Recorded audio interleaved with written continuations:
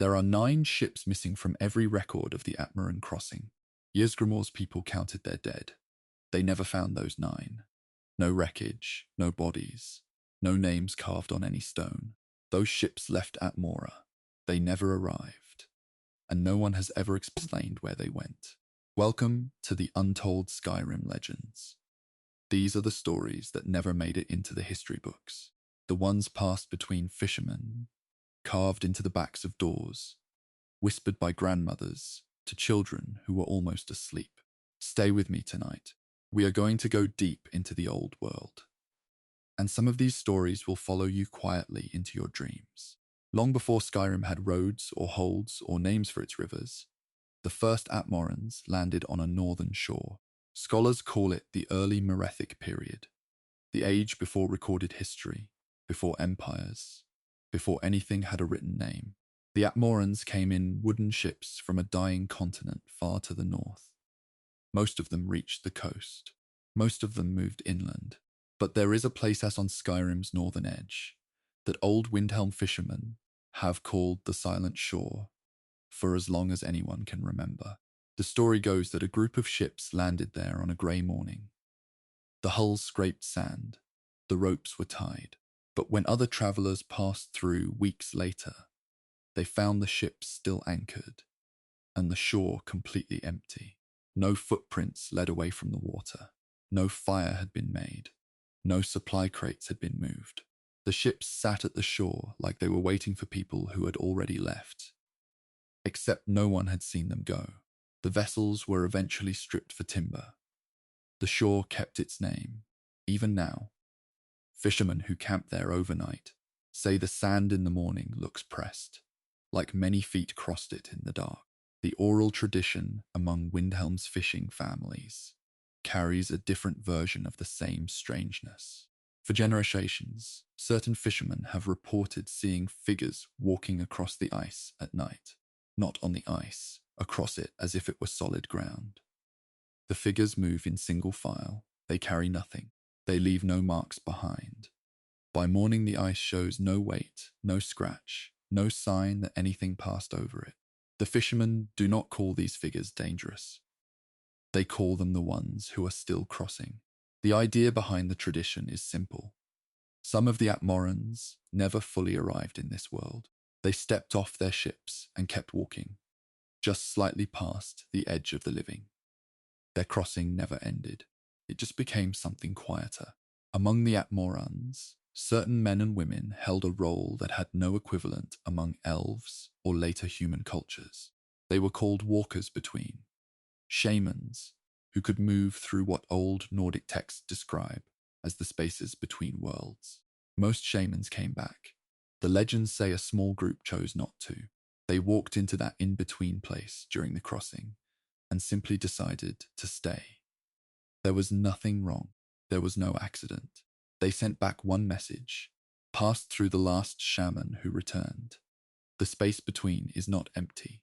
It is full of old things that do not move, and it is warmer than the sea. After that, the tradition of the walker shamans ended. No one trained for that role anymore. The knowledge of how to enter that space was buried with the ones who chose to remain in it. The wind off the Sea of Ghosts carries sound in unusual ways on certain nights. Coastal Nord villages near Dawnstar have a children's rhyme that most parents teach without thinking much about it. It goes roughly like this. A man made of driftwood walks the water from dusk until the first light. He has no voice, but he knocks on hulls. If your ship knocks back, you will not return. The rhyme is old enough that no one knows who wrote it or where it started. Folklorists who have studied it note that driftwood figures appear in no other Nordic tradition. The knocking detail is specific and consistent across every version collected from different villages. Children recite it the way children recite all old rhymes, without knowing what it means, only knowing it belongs to the dark. The Pale, that cold, flat hold in central Skyrim, has almost nothing beneath it. Geologically, it sits on dense rock with very little cave network compared to other holds. But hunters who work the Pale in winter have passed down a different account. Beneath a certain ridgeline, they say, The ground sounds hollow, not just in one spot. For nearly a quarter mile, old Atmoran legend holds that a group of settlers never went to the surface at all. They arrived by ship, moved inland to the edge of the Pale, and then went down instead of across. They built their settlement underground. Before the surface tribes established anything, they used the rock for warmth and the darkness for safety. The legend says their descendants may still be there, not monsters, not undead, just a community of people who made a different choice and kept making it, generation after generation, in a place where no one has thought to look. No expedition has ever confirmed this, but no expedition has ever fully surveyed the hollow ground beneath the Pale either. Falkreath Hold sits at the southern edge of Skyrim, near deep forests and old stone. Hunters who have worked those forests for generations carry a memory that does not fit neatly into any known history. They call them the Old Ones before the Old Ones, not Atmorans, not Mare, something else. A people who left traces in the soil that predate every migration pattern scholars have mapped. The traces are small things. Stones arranged in patterns too regular to be natural. Ash deposits that carbon date older than any recorded settlement. A particular way that certain trees in specific clearings grow in circles around a central space, as if something once stood there that the trees still remember. The hunters do not claim to know who these people were. They only know the signs are there, and that when you camp in those clearings, you do not sleep as deeply as you should. There is a legend about a woman named Gearlog. She came from Atmora with the early crossings. Not with Isgramor's fleet, but before it, in the quieter migrations that most histories gloss over. Gearlog was a skilled sailor. The legend says she was the best navigator of her generation. When her ship reached Skyrim's coast, she looked at the land for a long time from the deck. Then she turned the ship around, not in fear, not in retreat. She simply looked at the shore and decided it was not where she was meant to be. Her crew followed her back out to sea. No one knows where they went. The northern ice eventually expanded over the routes they would have taken. Some versions of the legend say Gearlog and her crew are still out there, locked in the ice shelf, preserved and waiting. Other versions say she found a different shore entirely, one that does not appear on any map of the known world. The ice does not give up what it holds. Gearlog's answer, if she found one, went with her. The song fragment called the 13th Ship survives in pieces.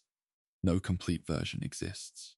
What remains comes from 4 separate sources, 2 carved on rock near the coast, 1 written in a margin of an unrelated book in Windhelm's Great Hall, and 1 passed down orally through a family of Solitude shipwrights. The fragments agree on the basic shape of the story. 13 ships left Atmora together. 12 arrived in Skyrim. The 13th turned neither left nor right. It did not sink. It did not burn. It simply went somewhere else. The song describes the 13th ship as sailing toward a sun that was in the wrong part of the sky. Scholars who have studied the fragments argue about whether this is a navigational metaphor, a poetic way of describing getting lost, or something more. The family of Solitude shipwrights believes the 13th ship completed its crossing. It just crossed somewhere other than here. The whispered tradition, the one passed between very old Nordic families in very quiet voices, says the first Atmoran to set foot on Skyrim soil turned around immediately. Not out of fear, not out of confusion. He stepped off the ship, felt the ground under his boots, and walked back to the water. He climbed back aboard. He sat in the bow for 3 days, while the rest of the crew unloaded. On the 4th day, he spoke. He told the crew that something in the ground had spoken back when he stepped on it. Not with words, with weight, as though the land already knew him and was not surprised to see him return. He said it felt like arriving somewhere he had already been. He could not explain it past that. He never went ashore again. He sailed back to Atmora before the crossing was finished, and was not seen in Skyrim after. No one knows what he heard in that first moment of contact between his boots and the land. The tradition only says it was enough to send him home. These legends survived because someone kept repeating them. Not scholars, not kings, fishermen, hunters, grandparents. The people who sit by fires at the end of long days and pass stories forward because the stories feel true even when they cannot be proven. The Atmorans who never arrived left no monuments and no written records, but they left something in the memory of the land. It comes out in rhymes and in the way certain patches of ground feel hollow underfoot. It comes out in the ice at night, when something moves across it and leaves nothing behind. The crossing from Atmora to Skyrim was long. Some of them are still making it. Long before the elves split into different races, they were one people. The Aldmer, the first elves, lived across Tamriel in the age before written history. They had priests, they had seers, and those seers were watching the future, long before anyone had words to describe what they saw. The earliest of those seers carried a name that almost no record preserved. He was called Ethanir. He lived in the period when Aldmeri civilization was still whole. Before the migrations, before the divisions, before the long, slow fracturing, that would eventually produce every elven race Tamriel came to know. Ethanir reportedly began writing when he was young. He wrote about events he had not witnessed. He wrote about the end of his own age, the collapse of the early Aldmeri world. In precise detail, centuries before any of it happened. The people around him did not celebrate this. They were unsettled by it. His writings described things no one wanted to see coming. So his fellow priests made a choice. They gathered everything he had written and destroyed it deliberately. Not out of anger, out of something quieter. A collective decision that some futures are better approached without a map. Ethanir himself is said to have watched the burning without protest. He had already written what he needed to write. Whether it mattered was never his concern. Among those early Aldmer, there was a tradition that predated any written scroll. Scholars of later eras called it the song before language. A melodic pattern passed from one priest to the next, mouth to ear, never set down in any form. The pattern was not music exactly. It was closer to a shaped sequence of sounds that carried meaning the way a smell carries memory, not in words, but underneath them.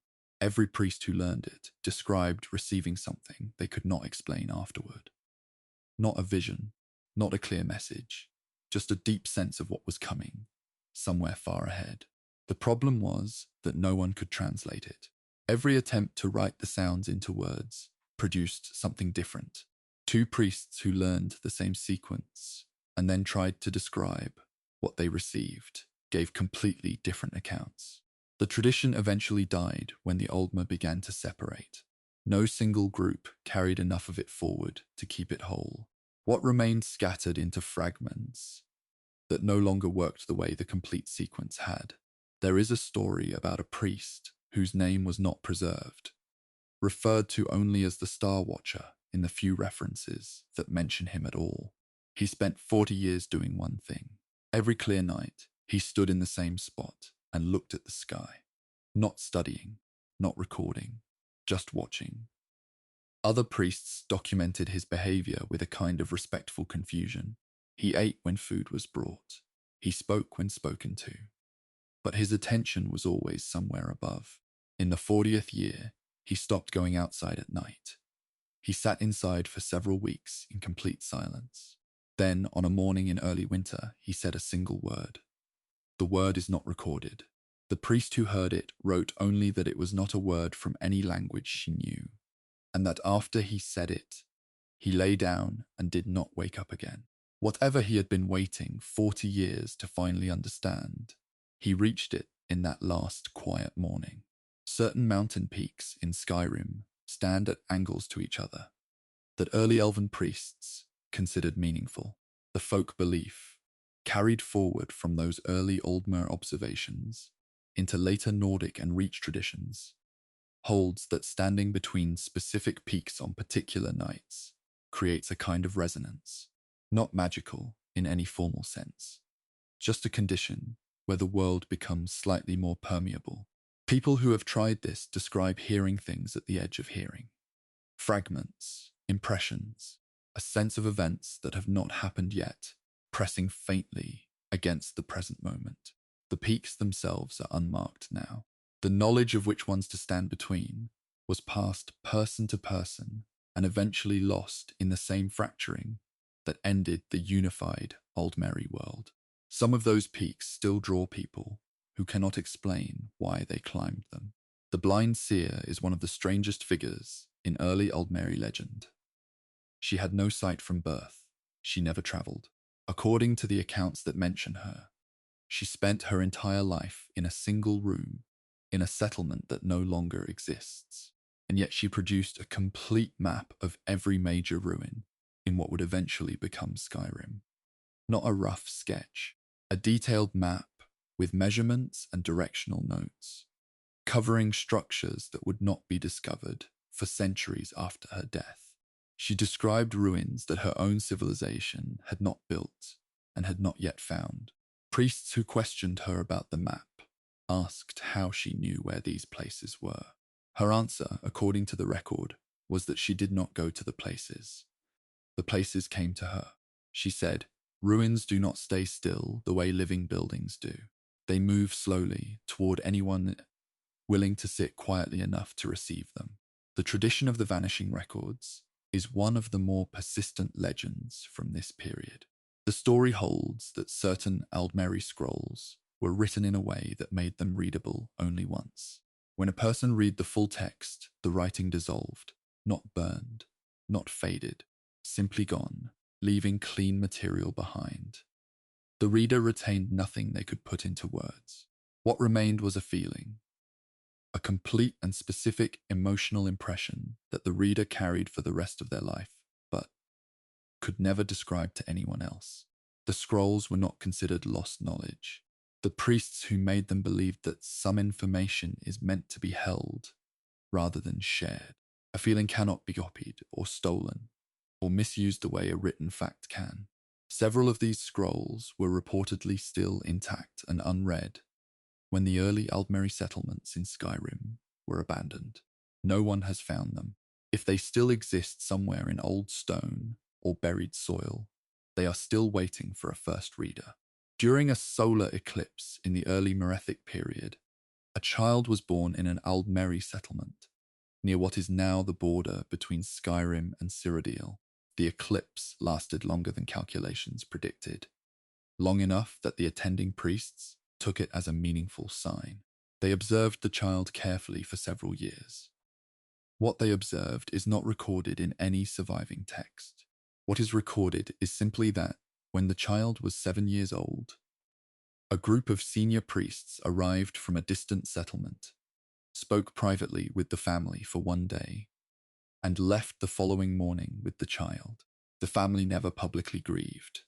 They never publicly explained. The child's name does not appear in any later record. Whatever the priests believed that eclipse had marked in the child, they kept it entirely to themselves. The settlement where it happened was abandoned within a generation. The reasons given were practical: resources, movement patterns, but the local tradition held that the place never felt quite right after the child left.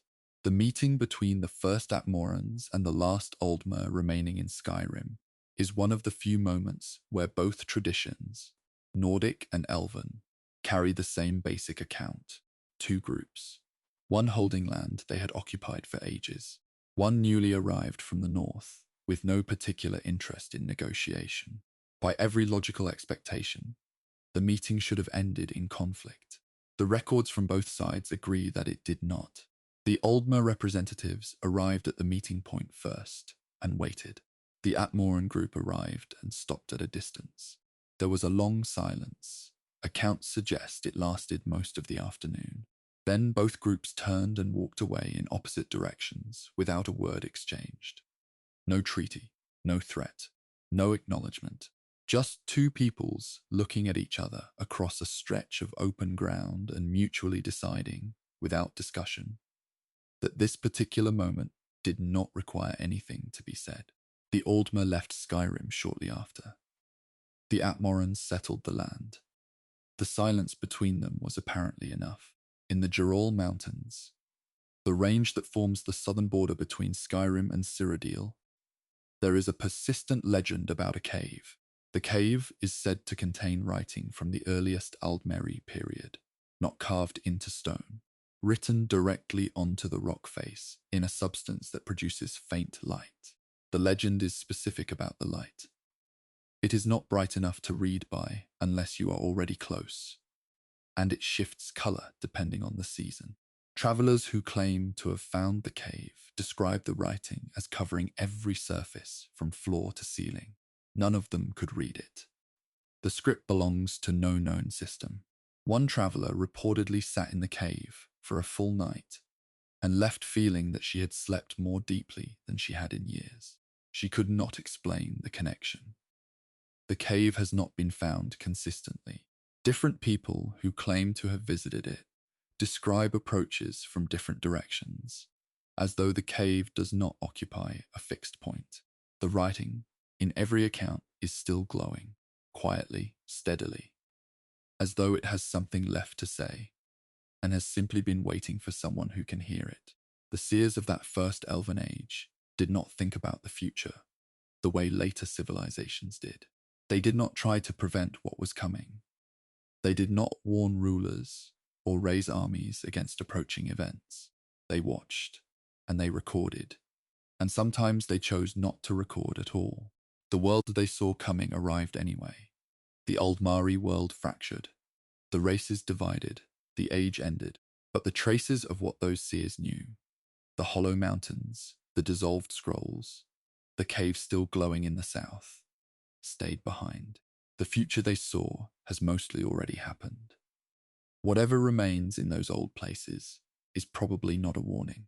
It is more likely something quieter, a note left for anyone patient enough to find it, from people who already knew they would be forgotten long before anyone came to read. The Daedric princes do not live inside time. They exist beside it. While kingdoms rise and collapse and rise again, the princes simply continue. Azura was present before the first city was built. She will remain after the last one falls. But mortals have always told stories about her anyway. Smaller stories, quieter ones, passed between people who never read a single religious text in their lives. Among the Dunmer refugees who settled in Windhelm's Grey Quarter, there is a story that has been passed down for generations. It concerns an old woman seen near rivers before something goes wrong. She washes clothes in the current. She does not look up when people approach.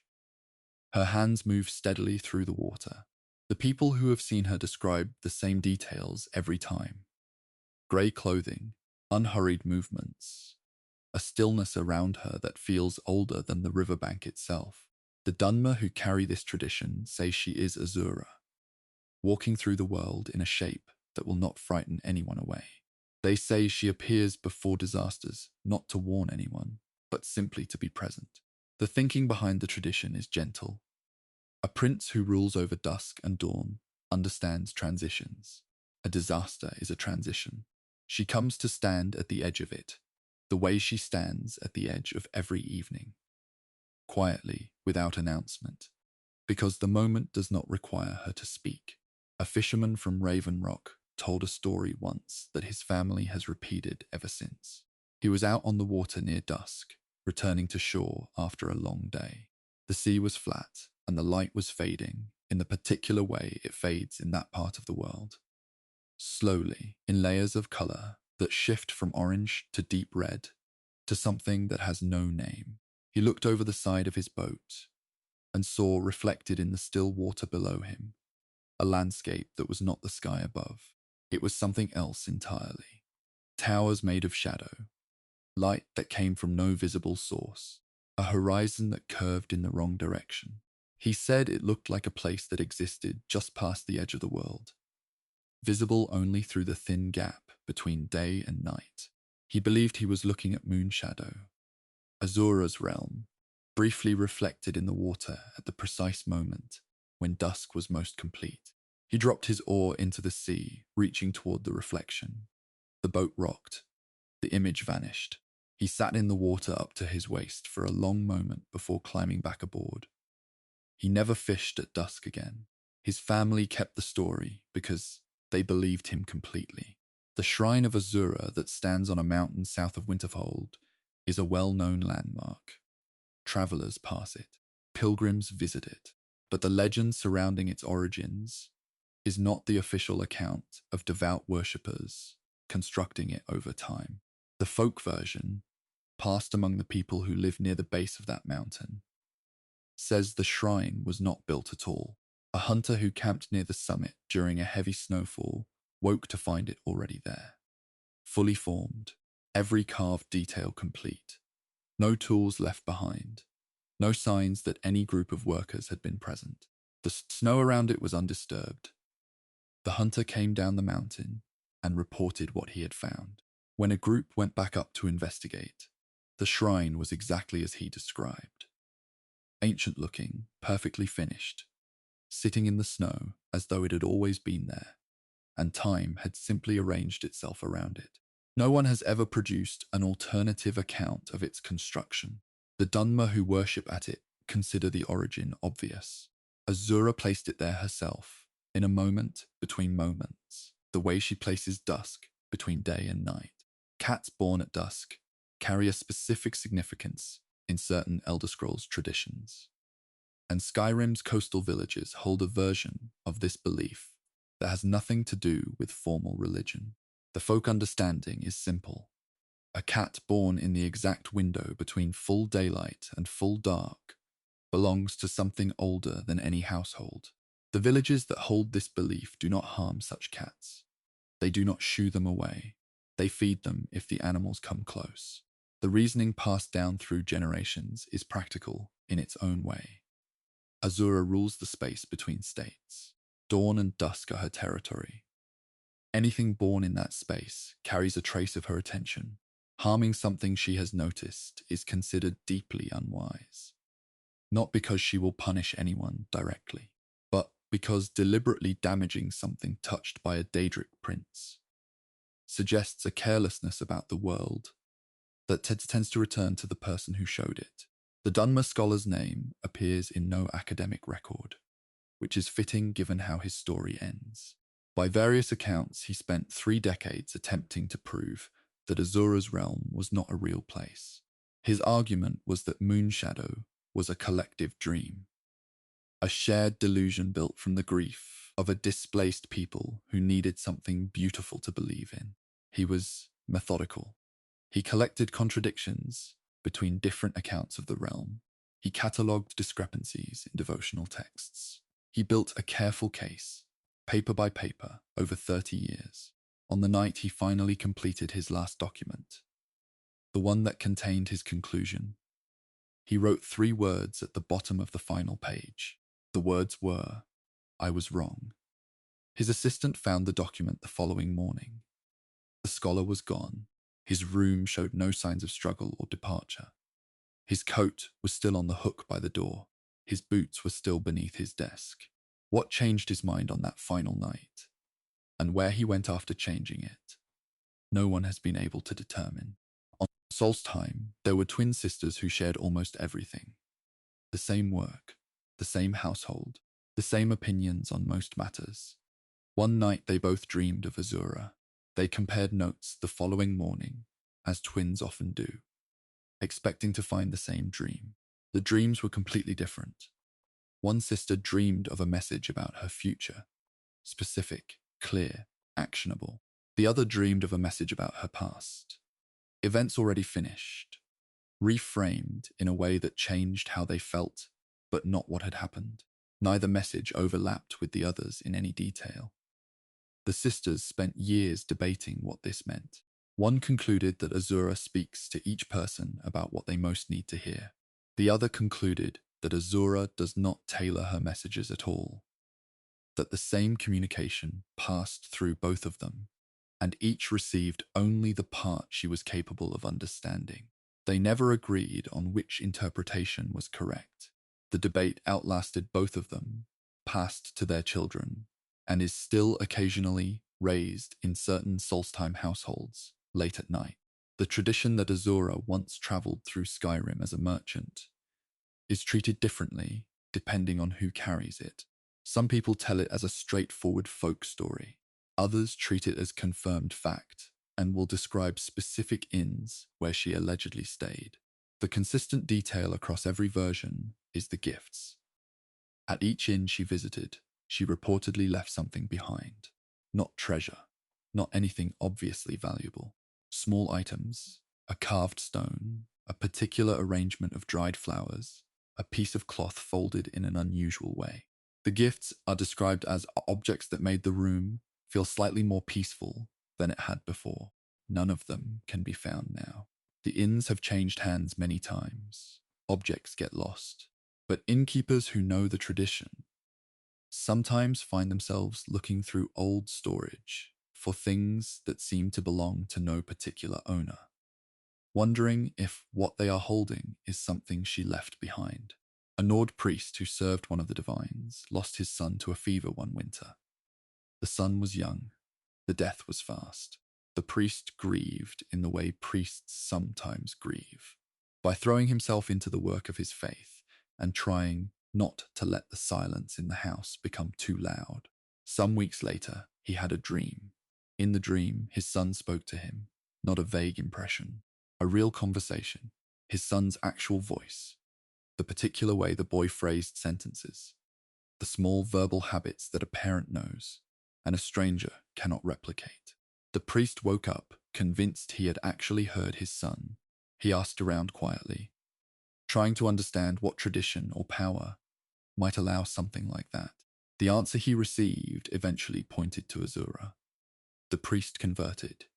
He never made a public announcement about it. He simply began leaving small offerings at dusk and dawn. When asked why he had changed his devotion, he said only that the god he had previously served had never given him back his son's voice even once. In the fishing villages along Skyrim's northern coast, there is a rule about whistling. You do not whistle at dawn. You do not whistle at dusk. The belief behind the rule is not complicated. The colors that appear during those transitions, the particular quality of light that exists for only a few minutes at the edges of day, belong to Azura. They are her presence in the physical world. The way a signature is the presence of the person who signed it. Whistling during those moments is considered an interruption. Not an offense exactly, more like talking during something that deserves quiet. The villages that hold this belief are practical places. The people who live in them are not generally given to elaborate religious observance, but this particular practice has stayed consistent for as long as anyone can remember. Children are taught it young, the same way they are taught not to run near water. By the time they are old enough to question it, the habit is already formed. They stand quietly at dawn and dusk, watching the colors shift, and they do not whistle. Out of respect, or out of something older than respect, a recognition that some moments are not entirely theirs. Azura has more mortal stories told about her than almost any other Daedric prince. The scholars who study such things have noted that this is unusual. Most princes inspire fear or obsession or desperate bargaining. Azura seems to inspire something quieter. People leave small things at her shrine. They stand still at dusk. They remember her in the voice of someone they loved. The stories people tell about her are not about power or consequence. They are about the edge between states, the thin line between day and night, between living and gone, between knowing and not yet knowing. She rules that edge, and mortals, who spend their whole lives crossing from one state to another, have always had more to say about that than they can put into words. The First Era was a time when power moved across Tamriel in ways that later histories simplified. Empires that rose in the south sent their influence northward. Civilizations from the west extended long, quiet arms into territories that never appear in their official records. The Direni hegemony, an elven dynasty that once held much of High Rock, is remembered mainly in the west, but their reach, according to certain legends, stretched much further east than any formal history acknowledges. Markarth is one of the oldest cities in Skyrim. Its stone was cut and shaped long before Nords arrived in the region, and certain architectural decisions embedded in its structure have never been fully explained. The legend concerns a Direni envoy who arrived in Markarth during the early First Era, a period when the hegemony was at the height of its influence, and was reportedly sending representatives into territories it wished to understand better. The envoy arrived. People noted his presence, and then gradually people stopped noting it. He was seen less frequently, then not at all. No one recorded his departure. No gate guard logged him leaving. But in the weeks and months after his arrival, certain changes appeared in the city. New load-bearing arches in sections under construction, drainage channels cut at angles that no local mason had designed, door frames set at proportions that matched Direni construction principles, found nowhere else in Skyrim. The envoy was never seen leaving Markarth. But his influence, if that is what it was, stayed in the stone permanently. In the Reach, there is a village whose name has changed several times across the centuries, making it difficult to pin to any specific location. The story passed down about this village concerns a trade agreement. The village elders, facing a difficult season, sent a representative west to negotiate with the Direni lords, who reportedly maintained a presence near the border. They asked for food. They asked for tools. What they received instead was described as knowledge. Not books, not scrolls, but a direct transfer of understanding that the representative brought back in his own mind. He could explain things he had never studied. He understood systems of construction and water management that transformed the village's situation within a year. But 3 families who were closely involved with applying that knowledge began to change. Not dramatically, gradually. They started asking questions that had no useful answers. They became interested in things that had no practical value. Within a decade, those 3 families had stopped participating in normal village life entirely. They sat. They thought. They occasionally said things that made no sense to anyone around them. The knowledge had worked perfectly. Something that came with it had not. A Nord Jarl, who ruled a small territory in the western part of Skyrim during the early First Era, is documented in fragmentary records as having made an alliance with the Direni through marriage. The political reasoning is easy to reconstruct. The hegemony controlled trade routes that the Jarl needed access to, and marriage was a standard method of securing agreements. What the records do not explain is the detail that local tradition preserved separately. The Jarl's descendants, for 5 generations, were born with eyes of a particular silver colour that appeared in no other Nordic family line. Not grey, not pale blue. Silver, in the specific way that certain metals look in low light. By the 6th generation, the trait was gone. The lineage had diluted enough that whatever the Direni marriage had introduced no longer expressed itself visibly. But for 5 generations, people who met members of that family remembered their eyes first, and everything else second. West of the Reach, past the mountains that mark the edge of territory most Skyrim inhabitants ever travel, there is a tradition of a city that cannot be seen from most directions. The oral account of it, carried by traders who worked the western routes during the First Era, describes it as a settlement visible only when wind comes from the sea. On those days, travelers in the right position could see towers that were not there on calm days. The city was called invisible, not because it used magical concealment, but because its materials reflected sky rather than holding their own color. In certain light conditions, it disappeared. In others, particularly with sea wind and particular angles of afternoon sun, it became briefly visible from elevated ground. Whether this city was a Direni settlement, a western outpost, or something else entirely, no one has confirmed. The traders who described it agreed on its location only approximately. Whatever was there during the First Era has not been visible to anyone in a very long time. Falkreth holds it in forests so dense that controlling it militarily has always been more trouble than most conquerors considered worthwhile. The Direni, according to one specific legend, attempted to establish a presence there anyway. A mage from the hegemony traveled into the hold with a small delegation, intending to assess the territory for potential expansion. They were stopped, not by soldiers, not by any human or elven resistance. The account says a tree spoke to the mage directly. Not a spirit housed in a tree, the tree itself. It addressed her by a name she had not used since childhood.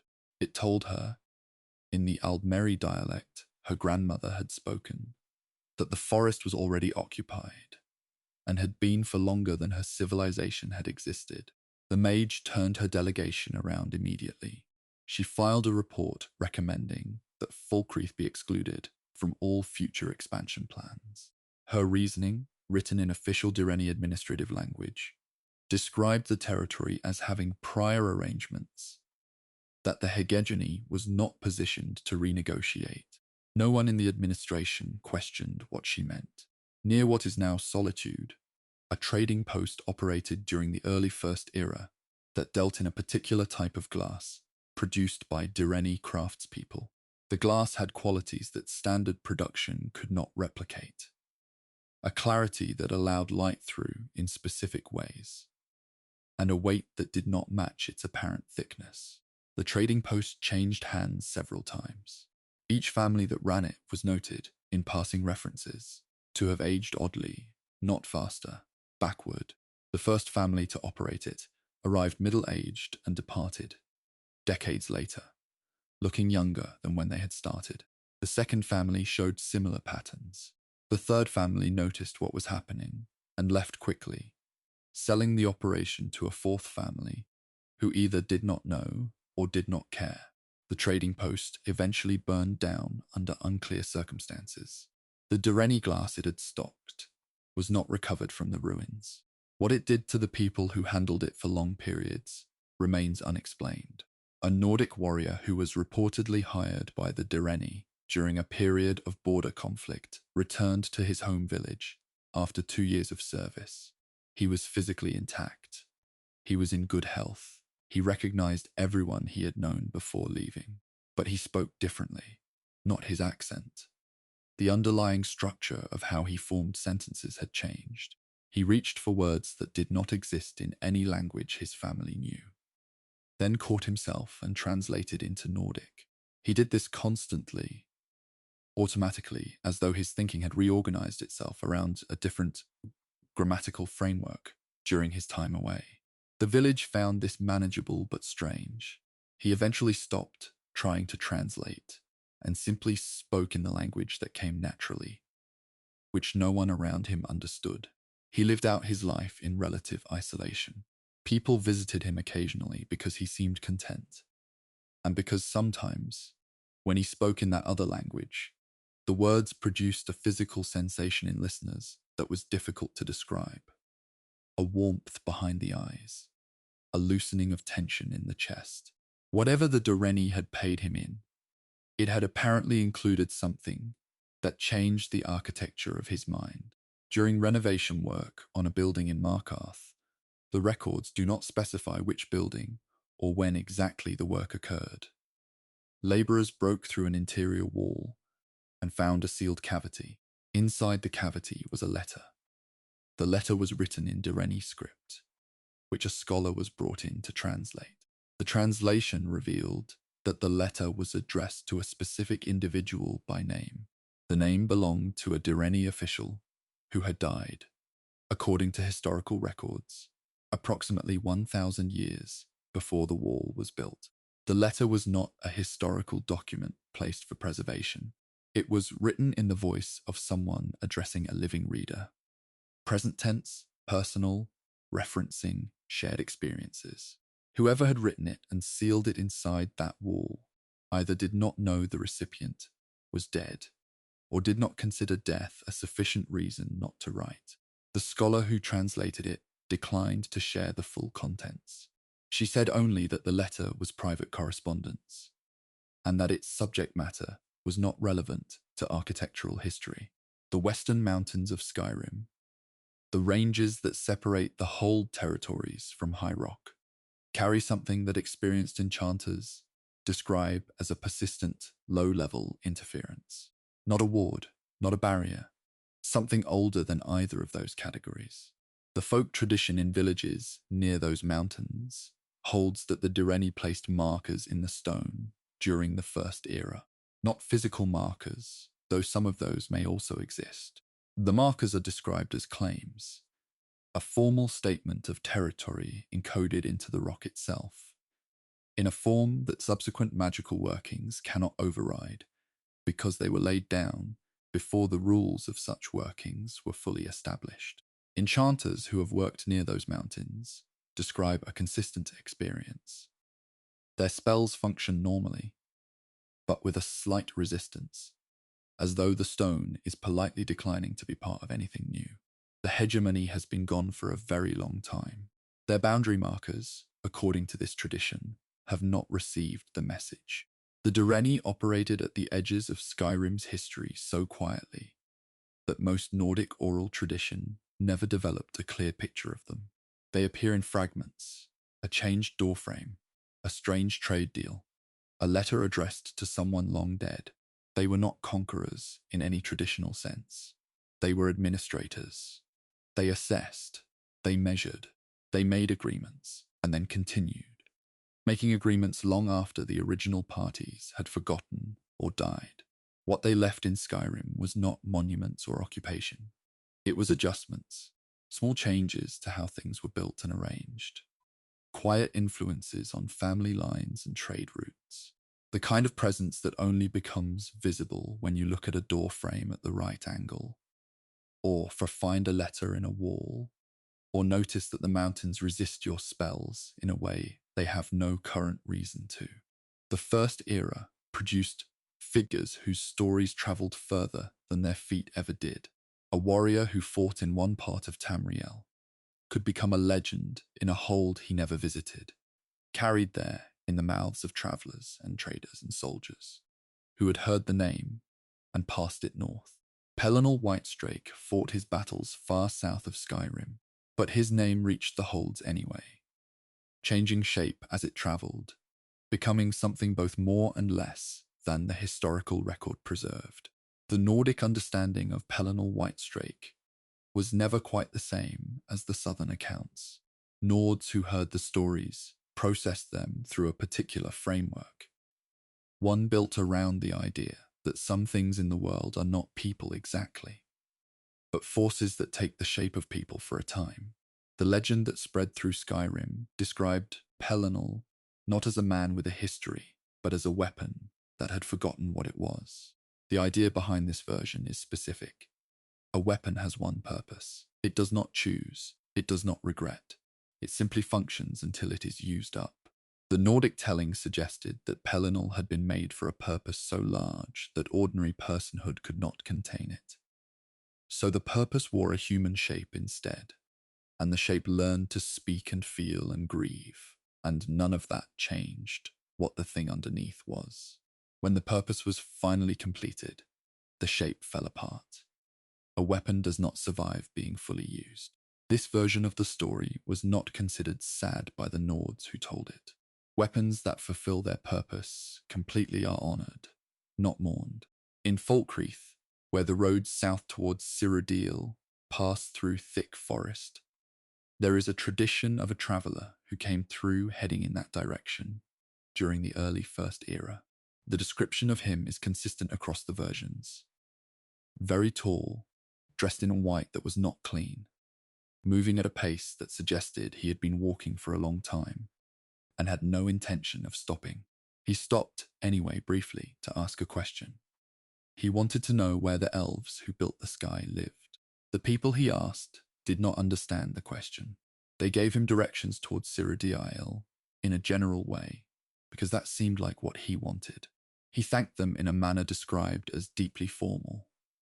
The kind of gratitude that implies the person giving it does not do so often and means it entirely when they do. Then he continued south.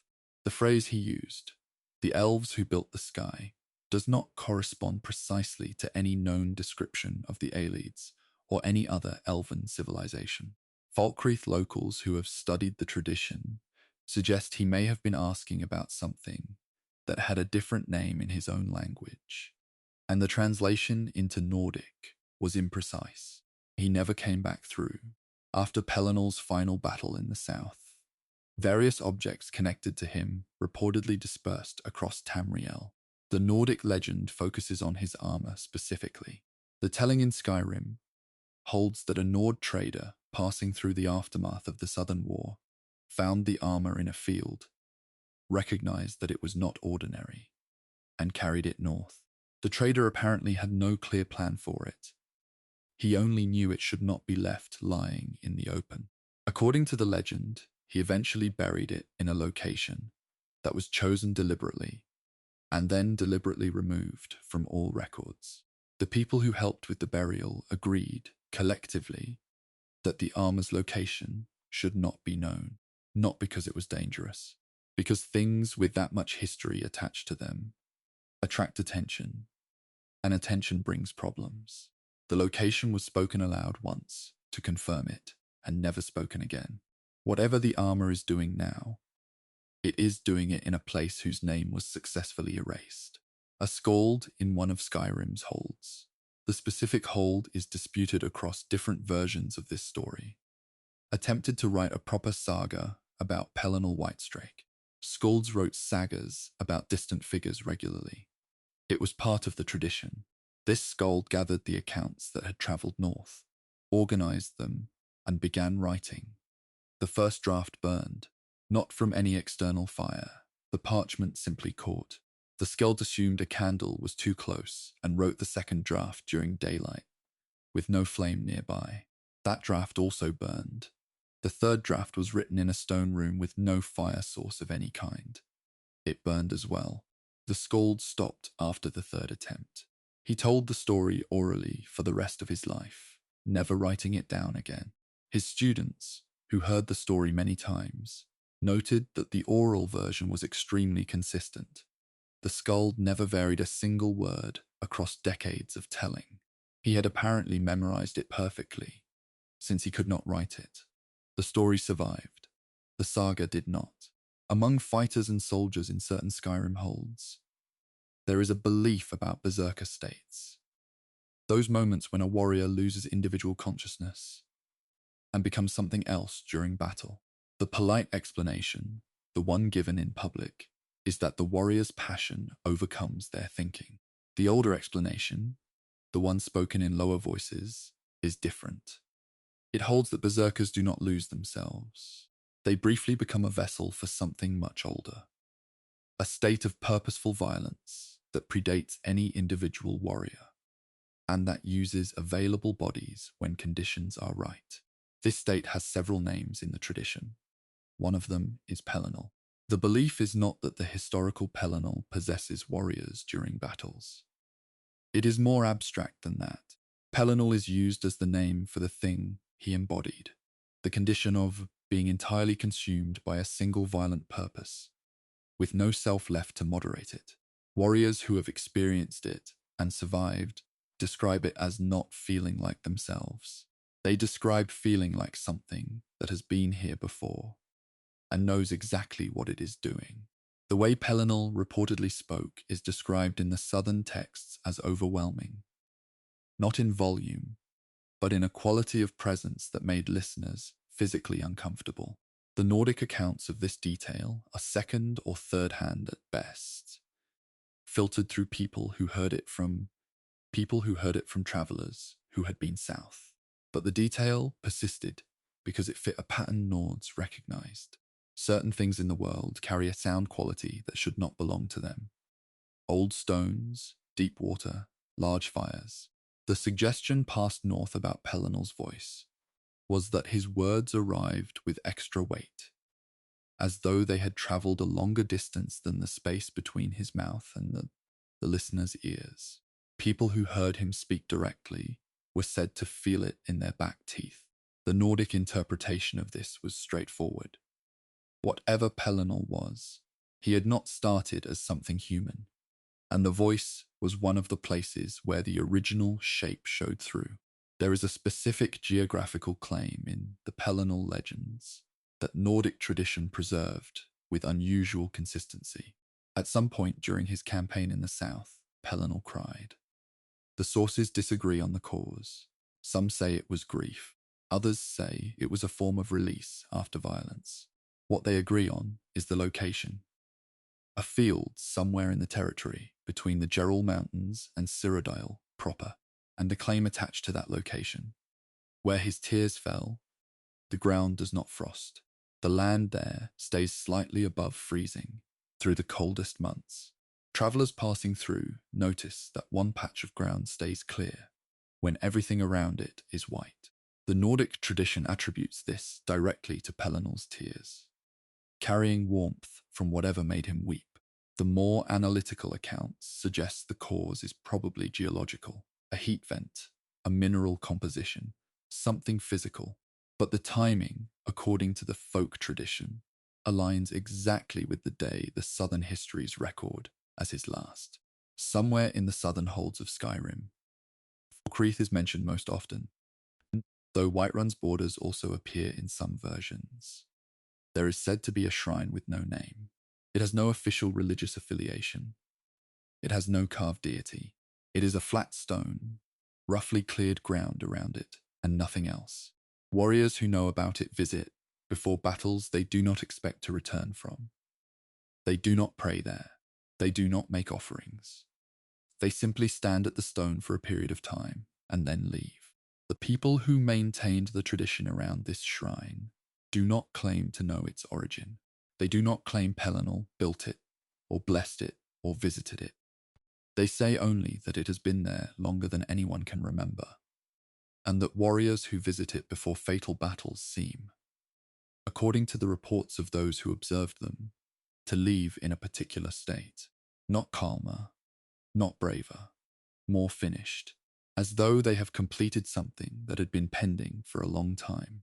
The shrine, if it exists, has no plaque, no explanation. It simply stands at the edge of known territory, available to anyone who finds it and knows what it is for. Pelennor Whitestrake's story ended in the south. His name travelled north anyway, carried by the normal routes of rumour and trade and campfire conversation. By the time it reached Skyrim, it had lost most of its specific historical content and kept only its emotional shape. The outline of something that was very powerful, very purposeful, and entirely consumed by what it had come to do. The Nords who inherited that outline placed it into a framework they understood. They made it a legend about purpose and weapons, and the way certain forces wear human shapes, only as long as they need to. The historical Pelennor, whatever he actually was, became something slightly different in Nordic memory. Quita, more considered, a figure who appears in the moments before great violence and disappears in the moments after, leaving behind burned sagas, warm ground, and unnamed stones that warriors stand before when they have nothing left to say. Hermaeus Mora does not live in any era.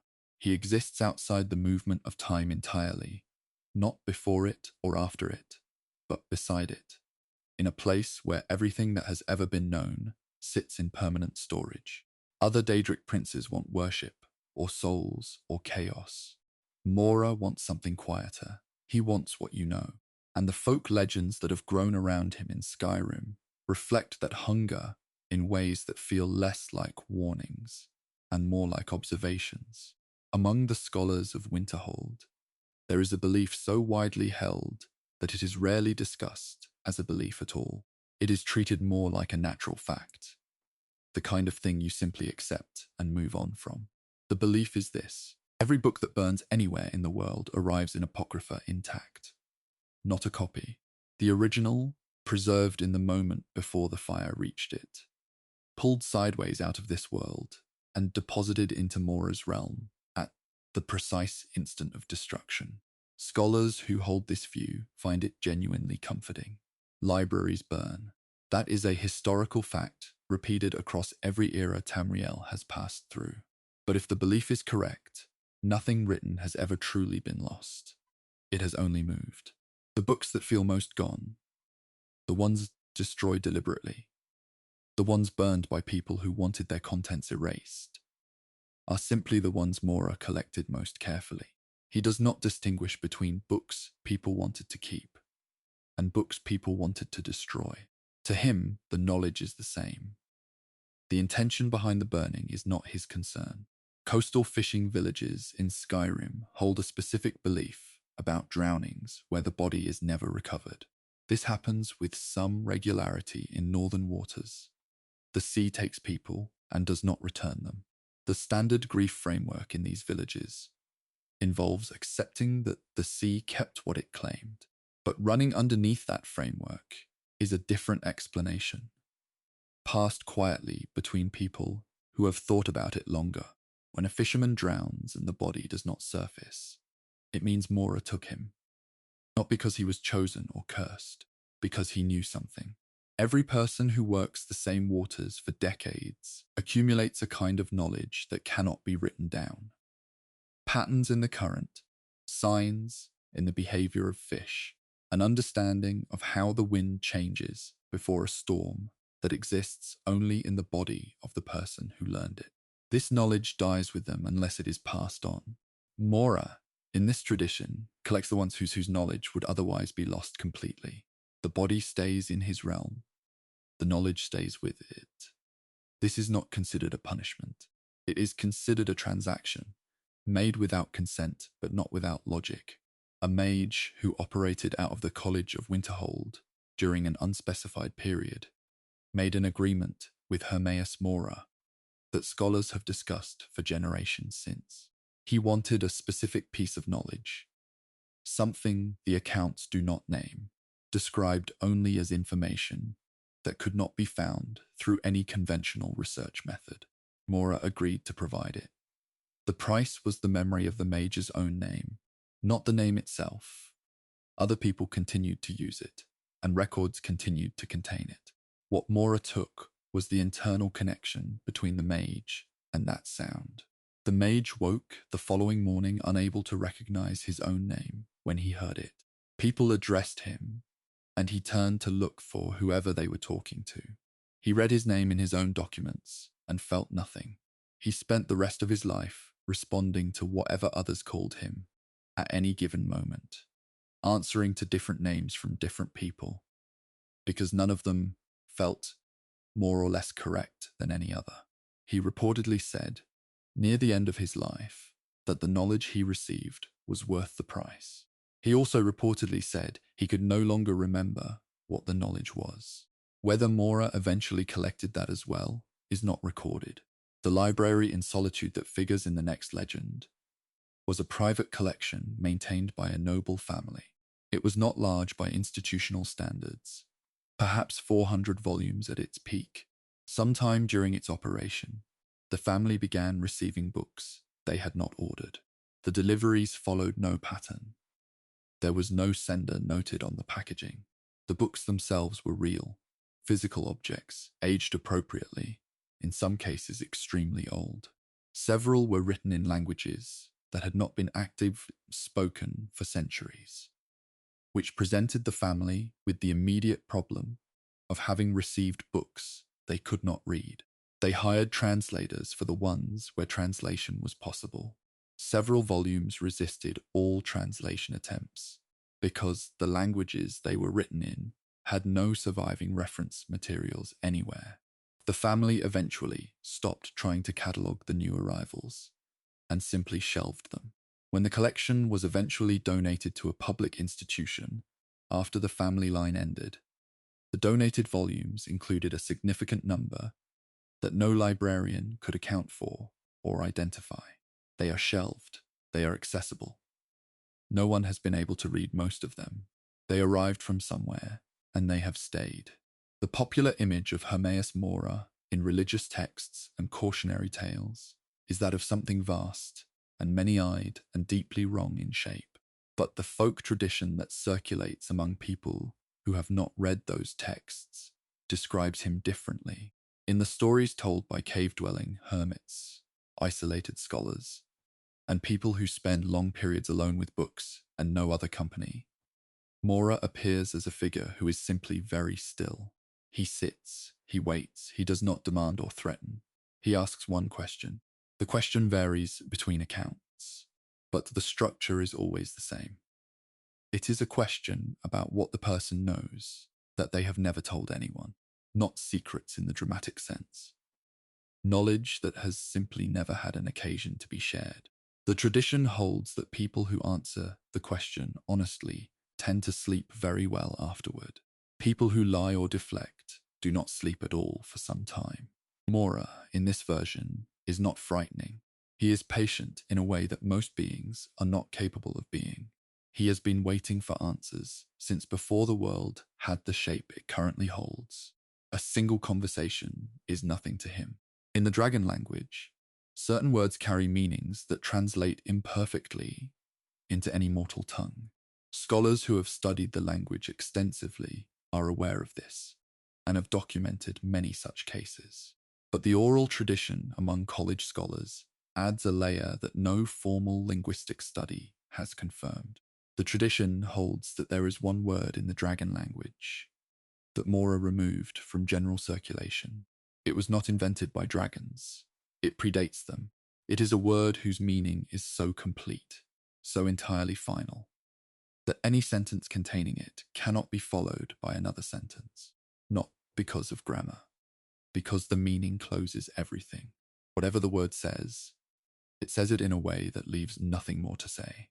Mora keeps it in Apocrypha, because a word like that, loose in the world, would end too many conversations permanently. It is the one piece of knowledge he has apparently decided to hold rather than trade. Whether this reflects responsibility, or simply a collector's reluctance to let go of his rarest item, the tradition does not say. A child was born in Winterhold who could read in both directions simultaneously. Not quickly. It was not a performance. It was simply how her eyes worked. She read the first word of a line and the last word of the same line at the same moment, processing both directions of information in parallel. Scholars at the college observed her carefully and produced several theories. The most persistent theory was that she was not reading two versions of the same text. She was reading the text as it existed in this world, and simultaneously reading its reflection as it existed in Apocrypha. The college's copy and Mora's copy, running in opposite directions through her processing simultaneously. She was, in this interpretation, a point of overlap between two libraries, a partial opening between what is held here and what is held there. The child grew up and became a cataloger.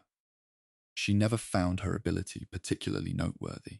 She simply read, in both directions, everything placed in front of her, and the scholars around her wrote careful notes about everything she said.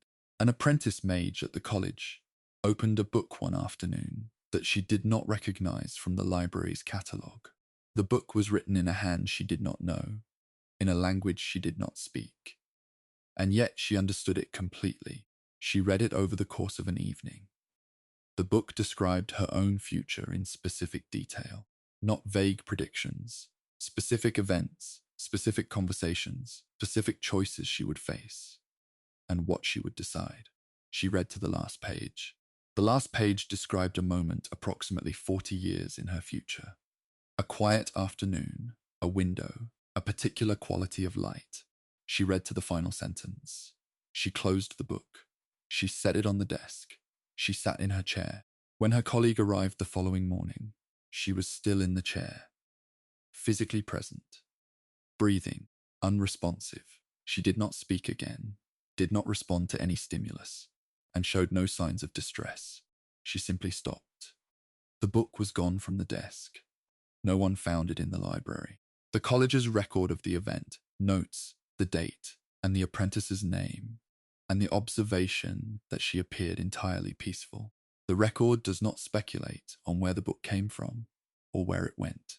In caves throughout Skyrim, there is a specific condition under which the still water found in underground pools becomes briefly reflective in an unusual way. The condition requires complete darkness. No torch, no spell, no light source of any kind.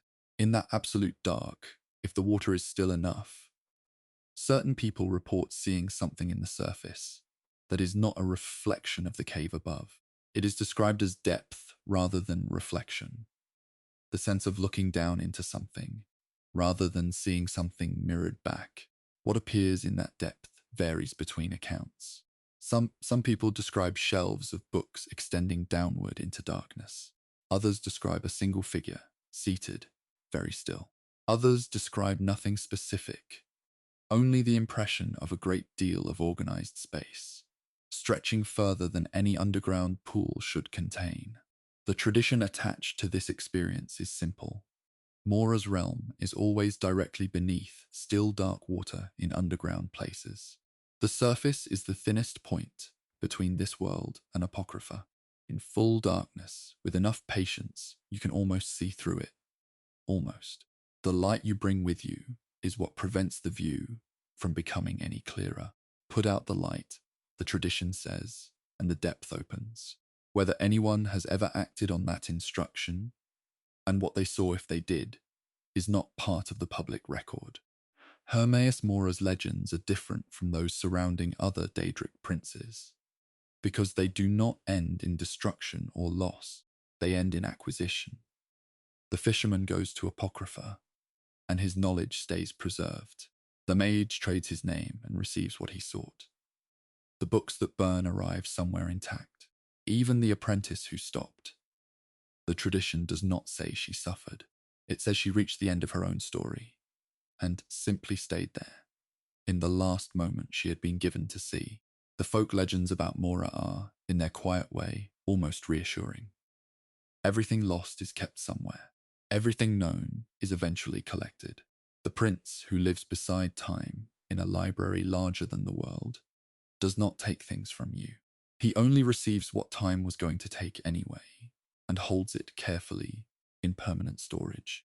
The Reach has been contested territory for as long as Skyrim has existed as a concept. Nords, Imperials, and various other powers have each held it at different points, and each left their marks on the stone and the people. But underneath all of that recorded history, the Reach folk kept something that no occupying force was ever able to fully reach. Their gods were older than the Nine Divines, older than the Daedric cults that moved through the region. They belong to a tradition so rooted in the specific land of the Reach that they have no names in any language except the ones spoken by the people who invented them. The god called Naslarum in Reach tradition is not a god of water in any straightforward sense. The rivers of the Reach are part of his domain, but the specific quality attributed to him is directional. Naslarum is described as a river that flows uphill, not metaphorically. The visual imagery in the oral tradition is literal. Water moving against gravity, carrying things upward instead of down. The theological understanding behind this image concerns prayer specifically. Ordinary prayers, in most traditions, are sent upward, toward heavens, toward realms above the mortal world. Naslarum collects only the prayers spoken at night, and he carries them uphill, which in Reach theology means against the normal direction of the world. The implication is that the prayers he carries are going somewhere that standard upward transmission does not reach. Somewhere that requires the extra effort of moving against the current. Reach folk who pray to Naslarum do so in darkness, near running water, speaking quietly against the sound of the current. Whether the prayers arrive anywhere, only Naslarum knows. The tradition does not promise results. It only describes the mechanism. Before the first Briarheart warrior was made in the way the ritual is currently understood, there was a goddess. The Reach folk call her the Briarheart before the first Briarheart, a name that is both her title and her entire surviving description. The oral tradition about her is short and specific. She developed the transformation.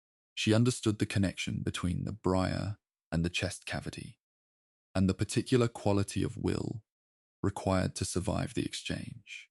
She gave this knowledge to the Reach freely, as a gift, asking one thing in return.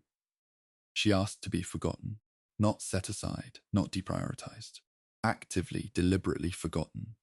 Her name removed from use. her image not carved, her role in the ritual never spoken aloud to anyone outside the innermost circle of those who perform it. The Reach folk honored this request. Her name has not been spoken in generations. What survives is only the shape of the ask. The fact that a goddess gave something significant and wanted nothing in exchange except absence. The tradition of the gift survives. The giver has been successfully erased. In the valley of the Karth River, there is a tradition of a speaking stone. Unlike most stationary landmarks, this stone moves. Not quickly. It does not shift while anyone is watching. But people who found it on one visit have been unable to find it in the same location on a second visit. The stone answers questions about the past, specifically the past. It does not address present circumstances or future possibilities. Reach folk who sought it out brought questions about what had happened to specific people, specific places, specific decisions made generations before. The stone's answers were delivered as physical sensation rather than speech.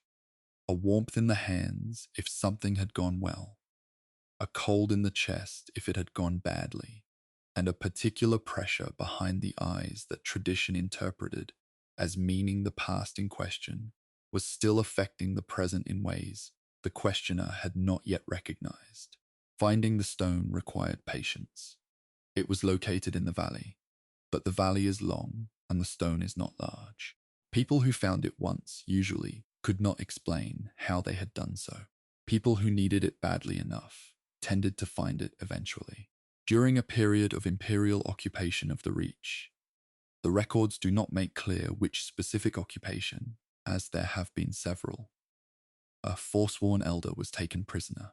The Imperials were attempting to suppress the old Reach traditions, which included the worship practices that the Reach folk considered essential, and the Imperials considered politically dangerous. Before her capture, the elder spent 3 days doing something her companions described as writing. But she had no materials, no parchment, no ink, no carving tools. What she was doing, they understood later, was carving the names and natures of the old gods into her own bones. Not superficially, into the bone itself, using a method that no one else in the tradition fully understood. When the Imperials searched her and her possessions, they found nothing. The knowledge was inside her body, in a form they could not confiscate. She carried the old gods through the occupation in her skeleton. When she died, years later, her bones were recovered by Forsworn and buried with specific ceremony. The tradition holds that the knowledge she stored is still in those bones, waiting in the ground, and that the land above her burial site grows in particular patterns that serve as a kind of index for those who know how to read it. The god of doorways in Reach tradition has no surviving personal name in any record that outsiders have been able to access. He is referred to only by his function. His primary requirement of worshippers was annual. On the night of the first frost each year, every door in a Reach folk settlement had to be left open, not propped or wedged, fully open, swinging free, offering no resistance to passage in either direction. The theological reasoning behind this requirement concerned thresholds. A doorway is not the door. It is the space between inside and outside, a condition, not an object. The god of doorways is not the god of doors. He is the god of that condition, which exists only when passage is possible. By leaving every door open on the first frost night, the settlement affirmed that the threshold condition was active throughout, that nothing in the settlement was closed to passage, in any direction, by anything. Reach folk who maintained this practice described the first frost nights as having a particular quality of air inside their buildings, not cold despite the season, open in a way that indoor spaces rarely feel. Reach folk who die far from home face a specific problem in the tradition's understanding of death. The Reach is not merely where they lived. It is where their particular form of existence is anchored. Dying elsewhere creates a directional problem. The person is in the wrong place for the transition their tradition expects. The folk belief that addresses this is specific and gentle. A wolf made entirely of cold air travels to wherever a reachman or reachwoman dies outside the reach. The wolf carries no physical presence. It cannot be seen or heard or touched, but the dying person feels it arrive.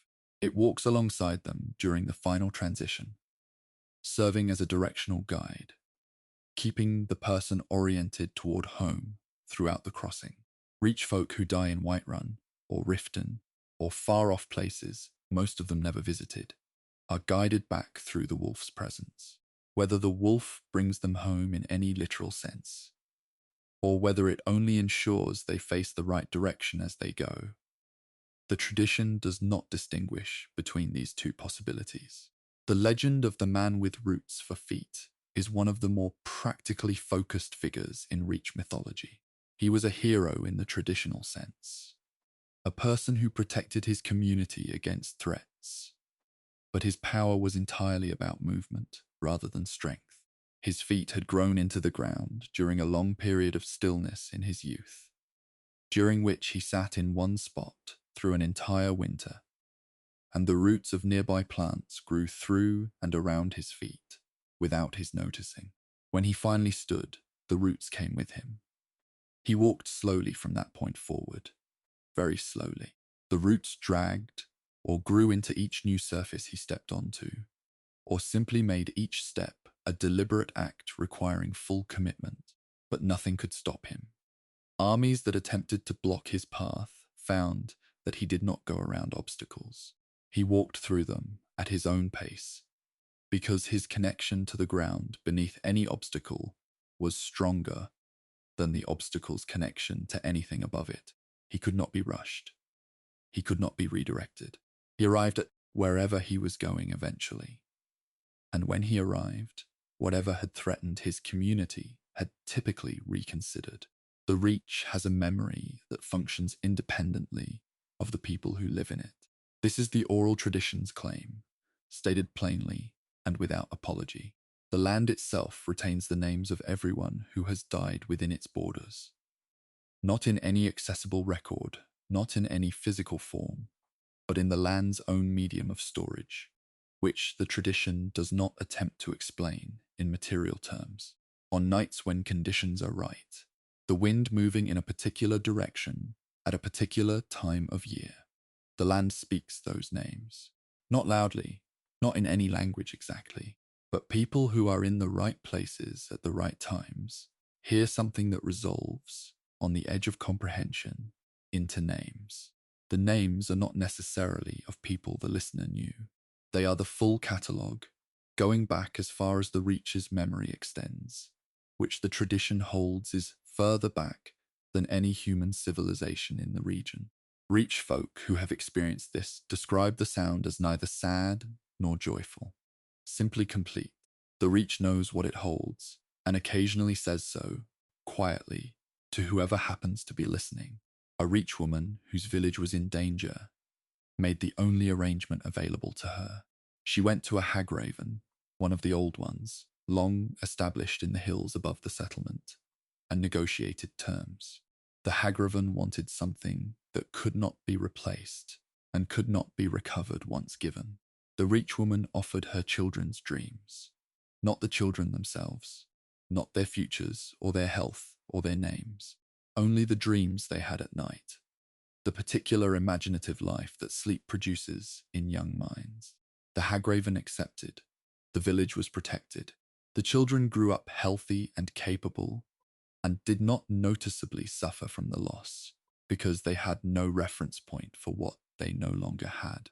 Each year after the agreement, the hagraven returned what she had taken from that year's dreams and collected the new ones. This continued for generations. By the fourth generation, the village had forgotten entirely what dreaming felt like. They slept soundly and woke rested, and had no idea that something passed between them and the hills each night. The hagraven kept her end of the agreement faithfully. She protected the village.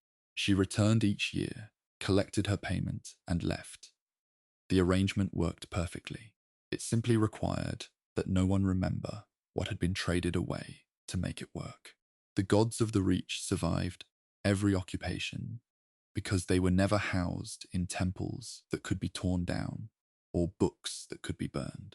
They lived in the land, in the bone, in the direction of rivers, and the behavior of wolves, and the practice of leaving doors open on cold nights. The Imperials who tried to remove them were working against the wrong kind of thing. You cannot confiscate a god who lives inside a skeleton. You cannot redirect a river that flows uphill by intention. The Reach held its gods in the only storage that lasts. The daily practices of people who continued to perform them even when they had forgotten why. Because the forgetting was sometimes the point. The Riemann dynasty ruled Tamriel's heartland during the Second Era and sent its influence in every direction. Skyrim was never fully conquered by the Riemanns. The holds maintained their structures, their jarls, their own ways of doing things. But contact happened. Tribute was discussed. Envoys traveled north and came back changed, or did not come back at all. The legends Nords kept about these encounters say more about what the Empire did not understand than about what it achieved. A tribute collector sent north by the Riemann administration arrived in Whiterun during a period of tense negotiation between the Holds and the Empire. He carried official documentation and a specific list of required tribute items. He worked through the list efficiently until he reached the final entry. The final entry, according to the Nordic oral tradition, read, "A sound no Nord has ever made." The Hold's Thane, who received this demand, reportedly read it several times. Then he called an assembly. The assembly discussed the demand for 2 days. On the third day, they produced the sound. The tradition does not describe what the sound was, only that it took the full assembly working together to make it, that it lasted approximately 4 seconds, and that the tribute collector wrote something in his records immediately after hearing it, sealed the document without sharing its contents, and departed Whiterun within the hour. He did not request any of the other items on his list. Whatever the sound was, it apparently satisfied the entire tribute requirement on its own. Whiterun's oral history treats this as a victory, though the Hold never fully understood what they had provided or why it was wanted. The Nordic Jarl who sent a gift to Riemann Cyrodiil occupies an interesting position in the legends. He is neither enemy nor ally, but something more careful. He sent the gift during a period of formal communication between Skyrim and the Empire, when gifts moved in both directions as a form of diplomatic language. Most gifts were predictable: furs, weapons, crafted items that demonstrated skill. This Jarl sent something different. He sent a box. The box was carved from a single piece of stone, sealed without visible joint or mechanism. Inside the box, the tradition says, was frozen silence, a specific quality of quiet that existed in the throat of the world on the coldest mornings, captured through a method the Jarl's people had developed and refused to explain. When Reman received the box and opened it, the imperial court accounts, filtered through Nordic oral tradition and therefore imprecise, describe the emperor sitting with the open box for a long time without speaking. Then he wept, not from sadness. The accounts are careful to distinguish this. He wept because the silence in the box was the most complete thing he had ever encountered, and complete things, encountered suddenly, produce that response in people who are usually surrounded by noise. He sent no reply gift. The Jarl considered this the highest possible acknowledgement. The Riemann envoy, who fell asleep in a Nordic longhouse, was part of a diplomatic delegation traveling through the eastern holds. He was housed overnight in a longhouse whose specific location different versions of the tradition place in different holds. Eastmarch and the Rift are both cited. He fell asleep after the evening meal and dreamed continuously until morning. When he woke, he sat at the table and began to speak. He described the complete history of the hold he was in, not from official records, which he had access to, but from the hold's own internal memory. Events that had never been written down, decisions made in private rooms, the names of people who had never appeared in any imperial document. He spoke for approximately 2 hours before stopping abruptly. He then attempted to write a report and discovered that he could no longer produce imperial administrative language. The grammatical structures were gone. The formal vocabulary was gone. He retained full cognitive function and could speak in a simplified common tongue. But the precise official language required for imperial reporting had been replaced by something the Longhouse's history had left in its place. He was recalled to the imperial city, and his report was never filed.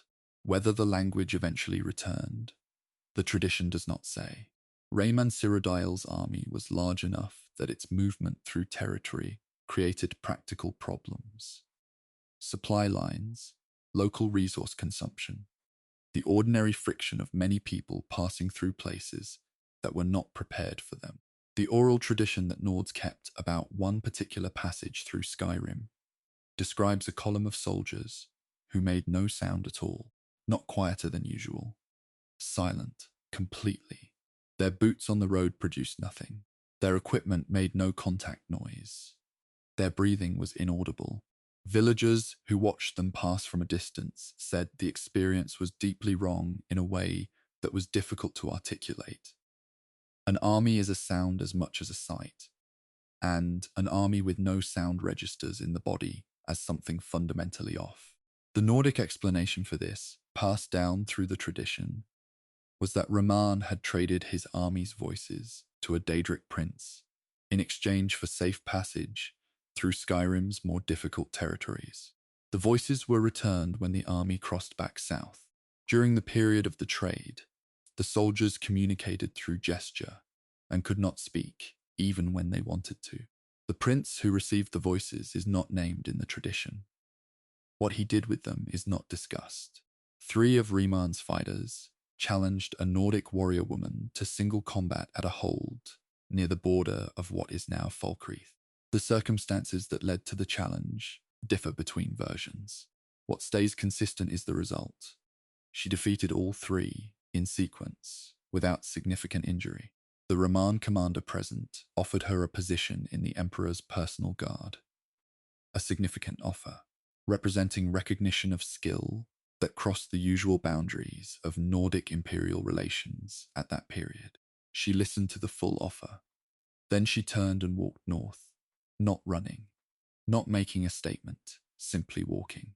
She did not look back. She did not respond to any subsequent call or message. She returned to her home hold and apparently lived out her life there without further contact with imperial representatives.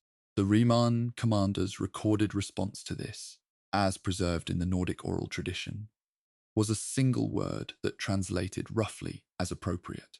He had apparently expected exactly that answer and considered the offering of the position a formality that courtesy required. The soldiers who camped outside Falkreath during a Rayman incursion through Skyrim did not enter the hold for 1 full month. They set up camp at the edge of the hold's territory and stayed there. Their supply lines functioned. Their orders remained active. They were not ordered to wait. They simply would not cross the boundary. The officers who attempted to lead units into the hold reported the same experience repeatedly. A physical resistance at the boundary line, not violent but absolute, like pressing against something that was not there. Medical personnel examined the soldiers and found nothing physically wrong. The soldiers themselves described it consistently as the hold not wanting them, not a hostile force, not a ward or an enchantment they recognized, just a quality of the air at the boundary that communicated, without ambiguity, that entry was not available. After 1 month, the resistance lifted for no apparent reason, and the soldiers entered without incident. What changed, and what had been present during that month, was never determined. Falkreath's own oral tradition records the event simply as, the hold considered the question and decided on its own terms. The treaty between the Raman administration and the holds of Skyrim was a lengthy document that required translation at several points, from imperial administrative language into Nordic, and back again, across multiple drafting sessions. The legend of the translation error concerns a specific clause about territorial acknowledgement. In the original Imperial draft, the clause established that the Empire acknowledged the Hold's authority over their respective territories, as defined by the attached geographic descriptions. In the Nordic translation, due to a specific word in the Imperial text that had multiple meanings depending on context, the clause was rendered as establishing Imperial acknowledgement of Nordic authority over everything described in the attached geographic descriptions, which included, due to a cartographic addition someone had made to the reference maps, both moons. The error was apparently not caught during the ratification process. The Nords who noticed it afterward chose not to raise the issue with Imperial representatives.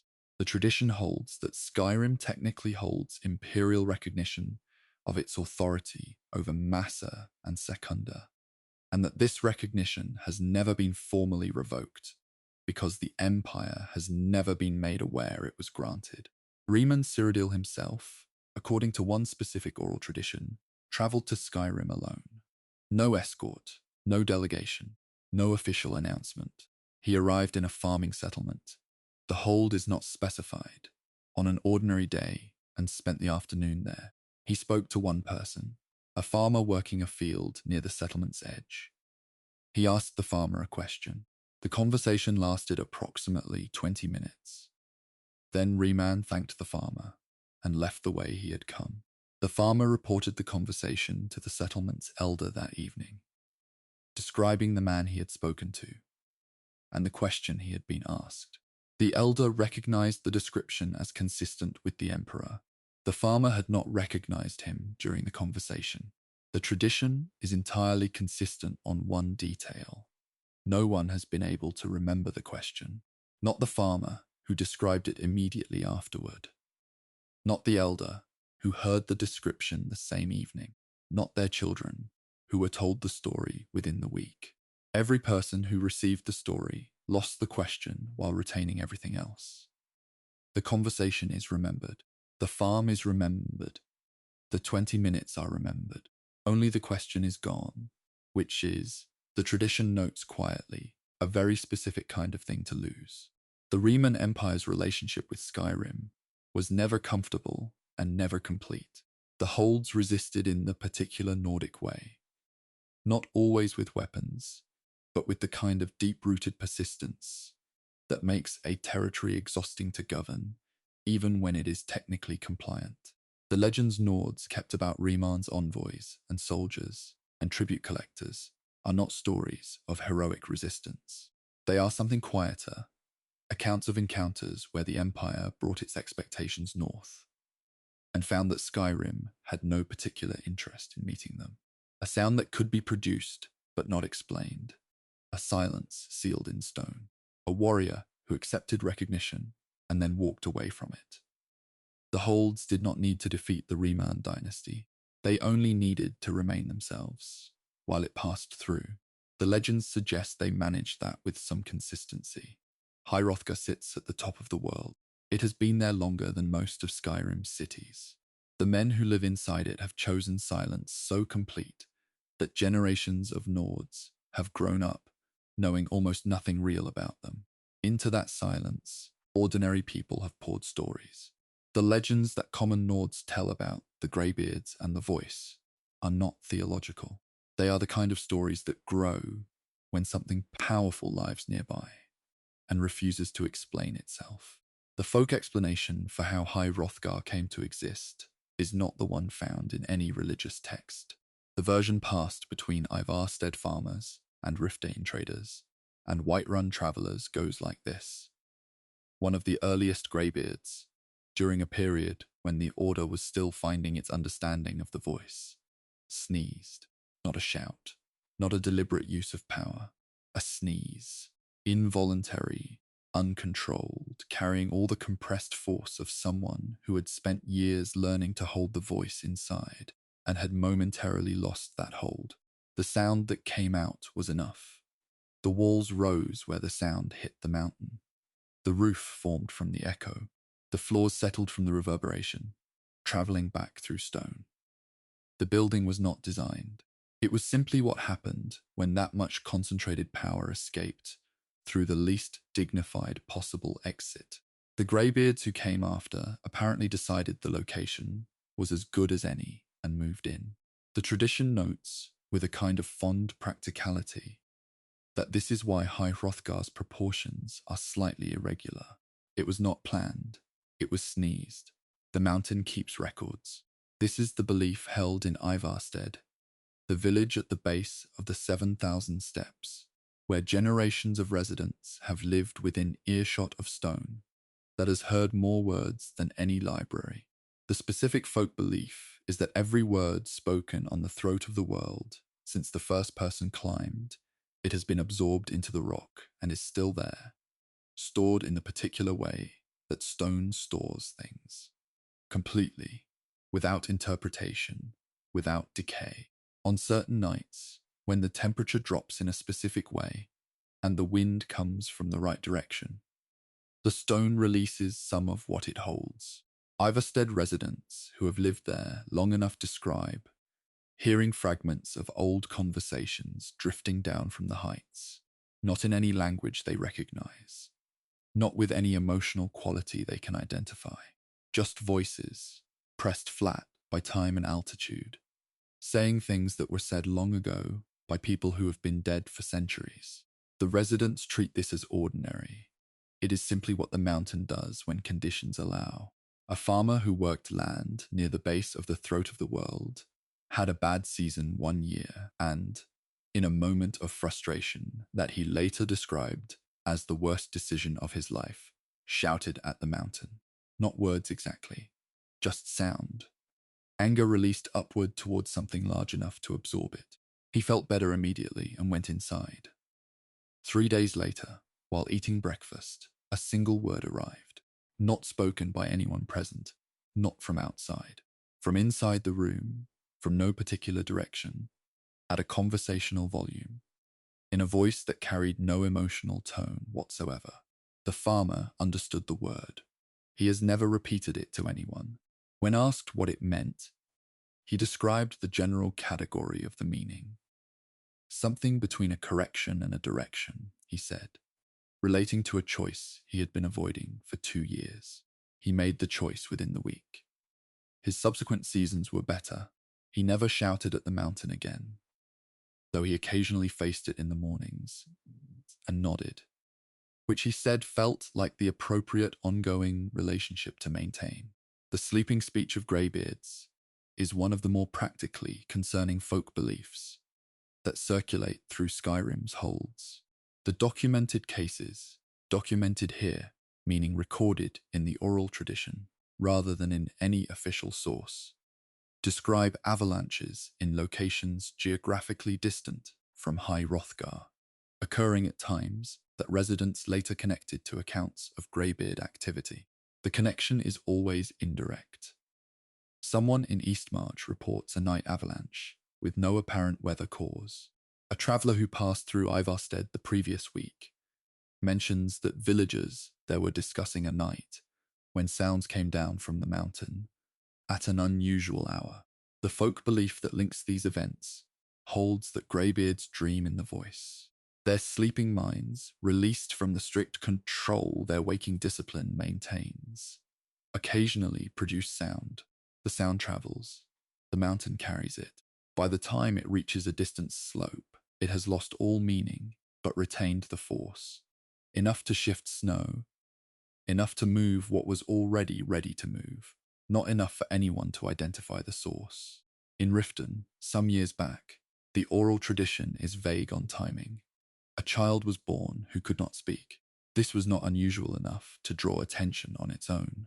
What drew attention was discovered later, when the child was approximately 4 years old and playing near the docks. A dog was threatening the child. The child opened their mouth and produced a sound. The dog was thrown backward into the water. The child was uninjured and appeared unbothered. Word reached the right ears within a week. People came from outside Riften. The tradition describes them as quiet men in grey, and spoke at length with the family. The conversations were private. The arrangement that followed was also private. The child was taken with the family's apparent agreement to High Hrothgar. The family never discussed the situation afterward. Neighbors who asked were met with a particular kind of silence. Not hostile, not sad, just closed. The child's name was not spoken in the household after the departure. Whether this was grief or relief or something more complicated, the tradition does not try to determine.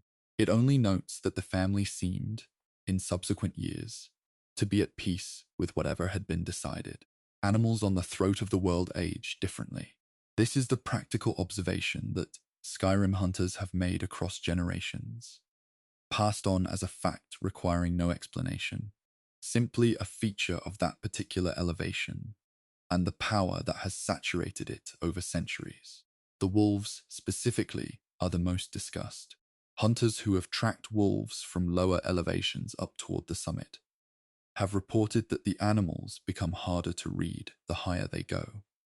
Their behavior changes, becomes less predictable, and their eyes hold something that experienced hunters describe as memory in a quantity that wolves should not have. The folk belief attached to this observation is that the wolves on the upper mountain have been there so long, absorbing the ambient power of generations of voice practice, that they have accumulated a kind of record in their minds.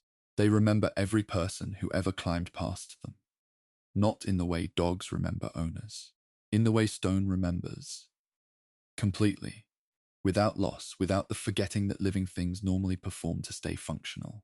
A pilgrim who completed the 7,000 steps and reached High Hrothgar stood in the courtyard for a time before entering. When he did enter, he found the greybeards in their usual positions. He had prepared a question for the visit, had been refining it during the entire climb. He asked it directly. Why do you stay silent? The question was genuine. He wanted the theological answer, the practical answer, sir. Any answer at all. The greybeards, who do not typically respond to visitors in any way that constitutes communication, responded, all of them, simultaneously. One word, spoken together, that the pilgrim translated afterward as meaning. Approximately, because we already said everything. He descended the steps and spent several months thinking about this. His conclusion, which he shared with anyone who asked, was that the answer was not a dismissal. It was a literal description of a situation. At some point in the history of the Order, something had been said by one of them, or all of them, or by the mountain through them. That was complete enough to end the need for further speaking. What that statement was, and when it was made, the pilgrim spent the rest of his life trying to determine. The young woman who climbed the 7,000 steps in a single night did not tell anyone she was going to do it. She left Ivarstead after dark and arrived at High Hrothgar before the following dawn. This is not considered impossible in the tradition. Physically demanding, deeply unwise, but not impossible for someone determined enough. What the tradition considers worth preserving is what happened when she arrived. She knocked on the door. The door opened before her hand made contact. She stepped inside. The greybeard nearest the entrance turned toward her and said her name. Her full name, not the shortened version her family used, not the name her village knew her by, but the complete form she had been given at birth and had not heard spoken aloud since the naming ceremony. She had not introduced herself. No one knew she was coming. The mountain had apparently told them, or they had known in the way they seemed to know things, and they were ready for her before she had finished climbing. What she was there for, and what was discussed, the tradition does not say. Only that when she came back down, she walked at normal pace and looked like someone who had received an answer they had not expected to actually get. The 7,000 steps count differently, depending on who counts them. This is the most practically verifiable legend in this chapter, in the sense that pilgrims have actually compared numbers and found them genuinely inconsistent. The variation is not explained by miscounting. Careful pilgrims, who mark each step, and verify their count on the way down report different totals. The range runs from just under 400 to over 9,000, depending on the pilgrim and apparently on factors the pilgrims themselves cannot isolate. Age does not seem to be the variable. Physical fitness does not seem to be the variable. The folk tradition offers several explanations. One holds that the mountain gives each pilgrim the number of steps they need. More steps for those who need more time to think. Fewer for those who have already arrived at whatever the mountain would teach them. Another explanation, offered more quietly, suggests that the steps do not have a fixed number because the mountain is not finished deciding what it is. It is still building itself. The 7,000 is an average, a central tendency around which the actual count distributes itself based on criteria the mountain has not disclosed. High Hrothgar is quiet because the men inside it chose quiet. That is the simple explanation. But Skyrim's common people have never been entirely satisfied with simple explanations for large things. They have added to the quiet. They have filled it with sneezes that became walls, and farmers who received single words, and children who couldn't speak but shouted, and wolves that remembered every face that passed them. The legends are not inaccurate exactly. They are the community's way of living next to something too big to ignore and too silent to understand. Every story Nords tell about the Greybeards is really a story about what happens when you put that much power somewhere and then refuse to explain it. The mountain absorbs the questions. The stories come back down. No figure in Skyrim's recent history produces more disagreement per square mile than Tiber Septim. In temples, he is a god. In taverns, he is a man who once sat in that exact chair.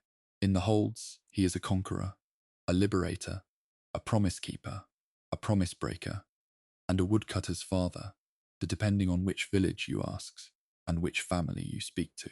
The folk stories Nords kept about him are not unified. They are a collection of competing memories, each one convinced of its own accuracy, none of them identical. In Whiterun, the Gildergreen stands in the center of the city as one of the oldest living things within its walls. The official account of the tree does not involve Tiber Septim. The folk account is different. The story passed between Whiterun families holds that Tiber Septims stood on that exact spot during his campaigns through Skyrim and said something. The specific words vary between tellings, but the meaning stays consistent, to the effect that a tree would grow there because he had stood there, not as a command, not as a magical act, simply as a statement. The way certain people make statements that the world then arranges itself around. The tree grew later. The tradition does not claim causation. It simply notes that he said it, and then it happened, and that Whiterun chose to remember that sequence rather than dismiss it. The Gildergreen is very old. Whether it is old enough to have grown in the time since Tiber Septim's campaigns through the area is a question the tradition does not invite. In Falkreath, a particular inn holds a coin mounted behind the bar. The coin is old. The metal is a type not commonly produced anymore. The innkeeping family that maintains it has a specific story about its origin. A traveller came through during the Third Era, gave a false name, sat at the common table, ate with everyone present, and at the end of the evening paid for every meal in the room. He left before anyone could ask follow-up questions.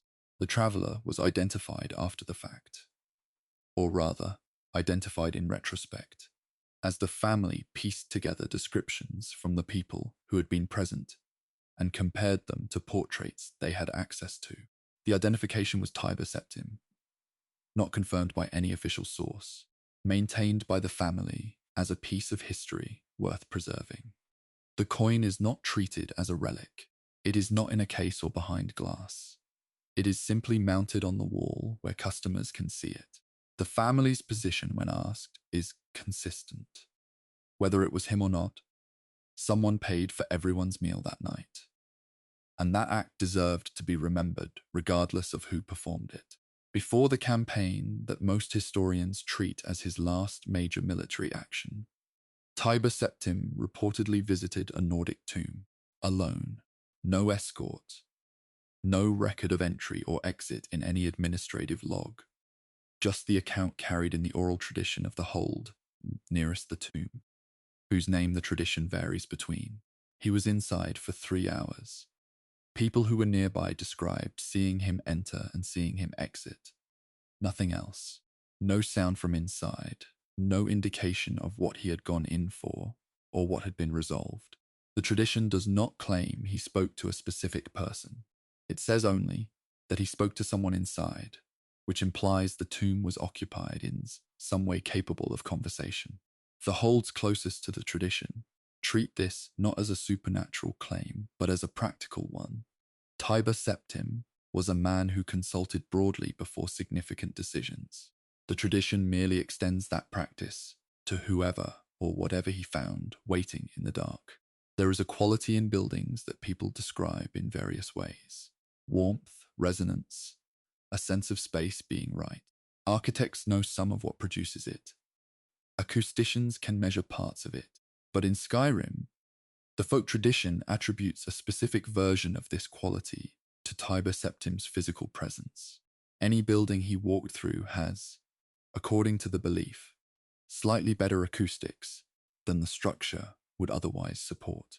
Not dramatically, not noticeably to anyone who does not know to listen for it, but musicians who have played in certain halls and speakers who have addressed certain rooms describe a quality of carry.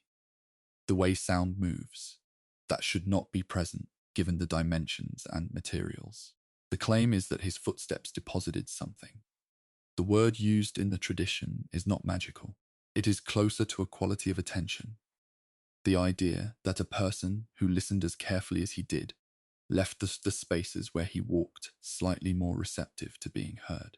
Riften grandmothers tell a specific story about Tiber Septim that does not appear in any hold further north or west.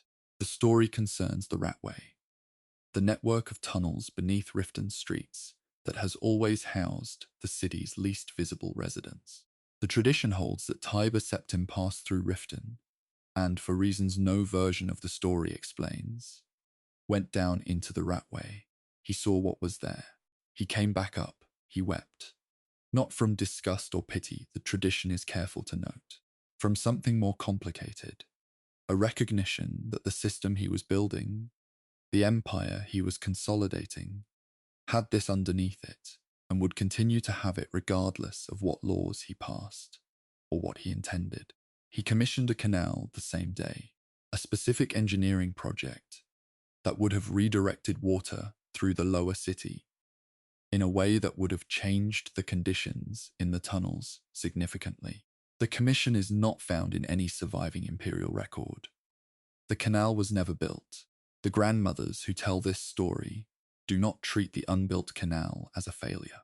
They treat it as evidence that he understood the problem. The understanding, in their framework, is what matters. What followed it is a separate question. In Markarth, the tradition about Tiber Septim is not warm. It does not deny his significance or his power. It simply holds a specific grievance that has been passed down without softening across generations. The claim is that he made a promise to the Reach during his consolidation of power.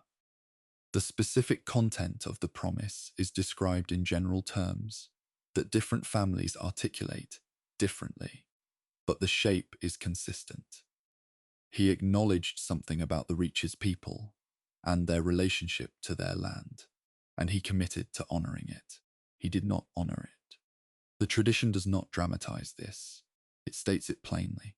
The Reach remembers the promise every generation because the tradition considers it important to keep accurate accounts of what was said and what was done, regardless of how much time passes or how large the person who broke the promise eventually became. This is presented not as bitterness, but as record-keeping. The Reach has a long memory for these things. It keeps the memory because someone should. Among Skyrim's oral traditions, this one circulates in small communities rather than large holds. The story of a boy born to a woman in a village whose name varies between accounts. The woman had a brief connection to Tiber Septim during his early campaigns, at a time before his name meant what it would later mean. The boy grew up in Skyrim. He was not told who his father was. He became a woodcutter. He lived an ordinary life in a settlement that knew nothing of the claim his mother carried. The tradition is specific about his ordinariness. He was not gifted, not driven toward anything unusual, not marked in any visible way. He cut wood. He raised a family. He grew old.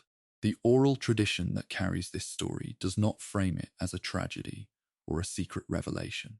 It frames it as a fact that the official record omitted, for the straightforward reason that the official record was managed by people with interests in what it contained.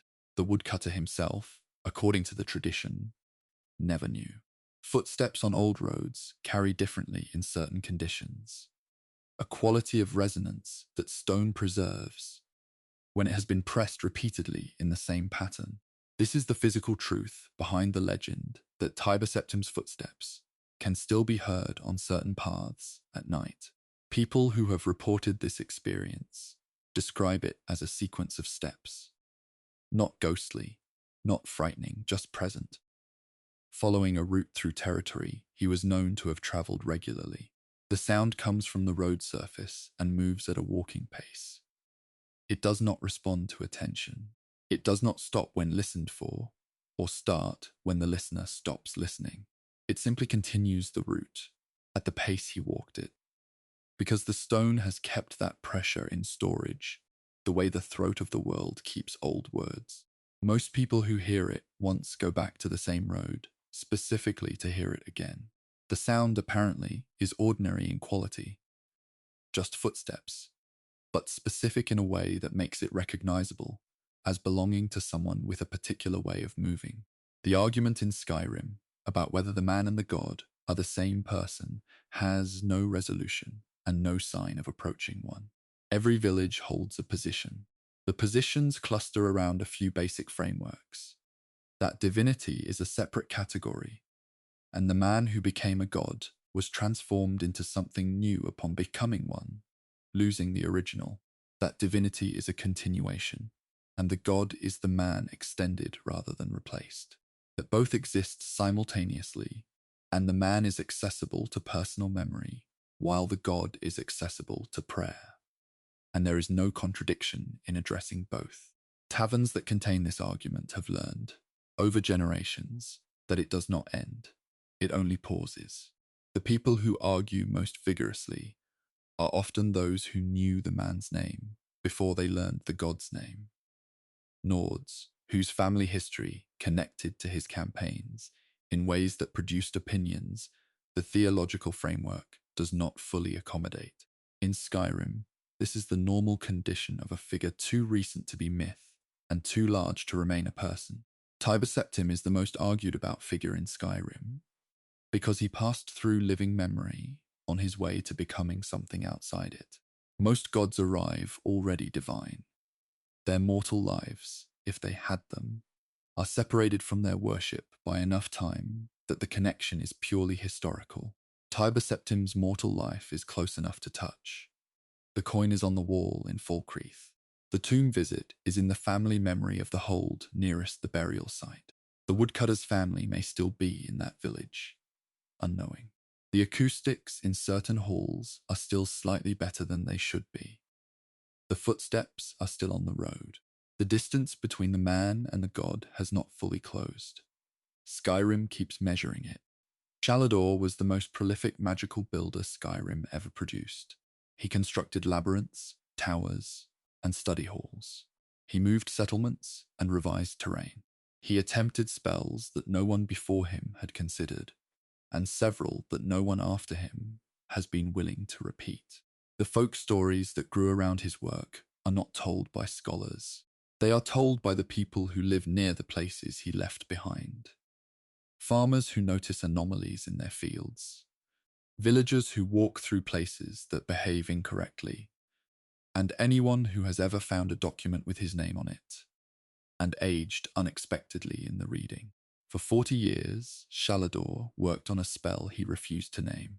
The folk belief about this project preserved in Winterhold's oral tradition, holds that the refusal was not superstition, but practical security.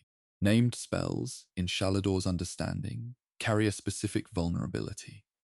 A name creates a handle, and a handle can be used by someone who knows how to grip it. If a spell has no name, it has no handle. It cannot be copied through the method of learning the name and working backward through the pronunciation.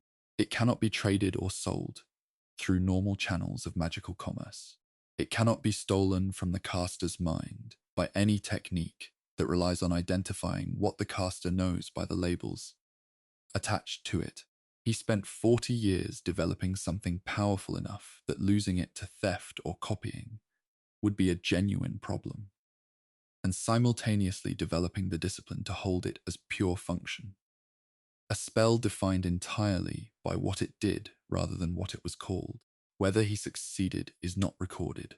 If the spell exists somewhere without a name, it is by definition difficult to identify or discuss. The College of Winterhold stands at the edge of a cliff that has been losing ground to the sea since before living memory. The physical explanation for this is geological. The folk explanation in the town of Winterhold below is different and more specific. The belief is that the college's foundations are not composed of stone in any conventional sense. They are made of compressed, failed experiments. Decades of magical work that went wrong, collected and compacted by Shalador during the construction phase, used as building material because he believed that contained failure was more structurally stable than raw stone. Failed spells in this framework are not nothing. They are attempts that released energy in the wrong configuration. And that configuration can be locked into solid form if you understand the cooling process. The college stands on its own mistakes, densely packed and load-bearing. The reason the cliff continues to erode, while the college itself shows no structural compromise, the tradition suggests, is that the foundations actively resist the sea. Not through any current enchantment, but because the material they are built from has already failed in every way available to it and has nothing left to give to any further deterioration. The room between rooms is one of Shalador's constructions that appears in the folk tradition with unusual consistency. Different versions of the story agree on the basic description. He built a space that existed in the gap between two adjacent rooms in one of his larger complexes. The space was not accessible from either room directly. Entry required understanding a specific spatial condition, not a hidden door, not a password, but a recognition of the geometry that, if understood correctly, revealed the entrance as a natural consequence of the understanding. Inside the room, Shalador stored his failures, not research notes about failures. The failures themselves, mistakes extracted from their original context and deposited in a controlled space where they could not affect anything outside their own boundaries. The theoretical advantage of this approach was that the failures were preserved for study without being free to interact with ongoing work. The practical disadvantage, recognized only after the fact, was that concentrated failure stored together in a pixel space develops a character over time.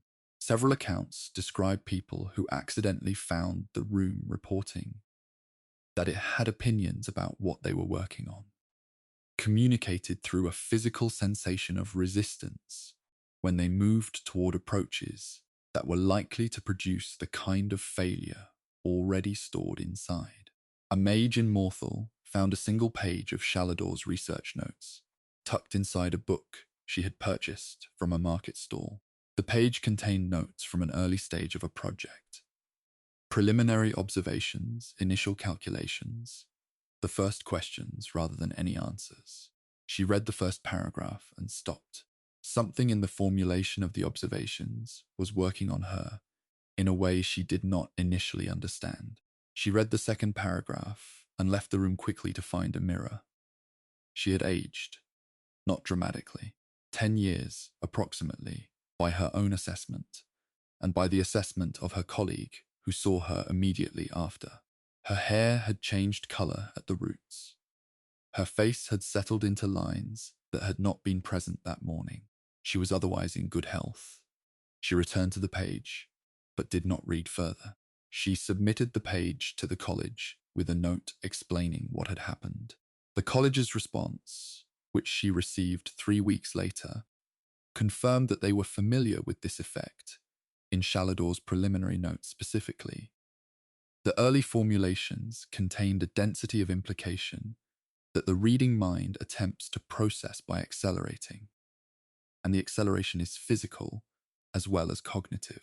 They thanked her for the submission and recommended against reading any further pages she encountered at market stalls. The existence of a twin is the detail in Shalador's biography that most formal scholarship ignores, because the supporting evidence is entirely oral, and the oral tradition is specifically preserved by people who do not engage with formal scholarship. The folk version holds that Shalador had a sibling who studied magic alongside him in their early years, but chose a completely opposite school, where Shalador worked in creation and construction. The twin worked in dissolution, the unmaking of structures, the unraveling of bindings, the careful reversal of processes that other mages spent their energy establishing. For 3 decades, the two worked in proximity to each other and destroyed each other's work constantly, not out of malice, out of the natural consequence of their approaches being diametrically opposed. Anything Shalador built, the twin's presence gradually unmade, and anything the twin dissolved, Shalador's ongoing work eventually rebuilt. After 30 years, they simply stopped, not in resolution. They moved to separate parts of Skyrim and apparently never worked within proximity of each other again. The folk tradition does not record what this decision cost either of them. It only notes that Shalador's work became more stable after the separation, as though the constant resistance had been both a problem and a structural necessity. A village southwest of Whitron sits 2 feet to the left of where it originally stood. This is not something its residents know. The displacement happened during Shalador's tenure as the dominant magical force in Skyrim's central region, and no one living has any memory of the original position. The account comes from a surveyor who worked the region generations after Shalador's time, and found that the village's position did not match the coordinates in older maps by a consistent offset. 2 feet running precisely east to west, uniform across every structure in the settlement. The surveyor noted this in a report and included a footnote referencing the oral tradition that Shalador had tested a lateral displacement theorem in that region. The theorem apparently concerned whether a spatial translation of a settled area could be performed without disturbing the physical experience of the people inside it. The village's perfect health, no structural damage, no disruption to daily life, no awareness that anything had occurred, suggests the theorem worked exactly as intended. Shalador presumably logged the result and moved on. The village remains 2 feet from where it started, completely unaware, which is either the most successful or the most unsettling outcome of a magical experiment in Skyrim's history, depending on how you think about these things. The Whispering Maze is what Shalador's largest surviving construction is called in the oral tradition. Academic sources refer to it by a more formal designation, but people who have been inside call it the Whispering's Maze because of what they hear while navigating it. Voices at the edge of hearing, speaking in what sounds like familiar language that becomes uninterpretable the moment you focus on it. The structure's most discussed quality is its interiority. People who enter on consecutive days describe finding different rooms in different configurations. The layout does not repeat.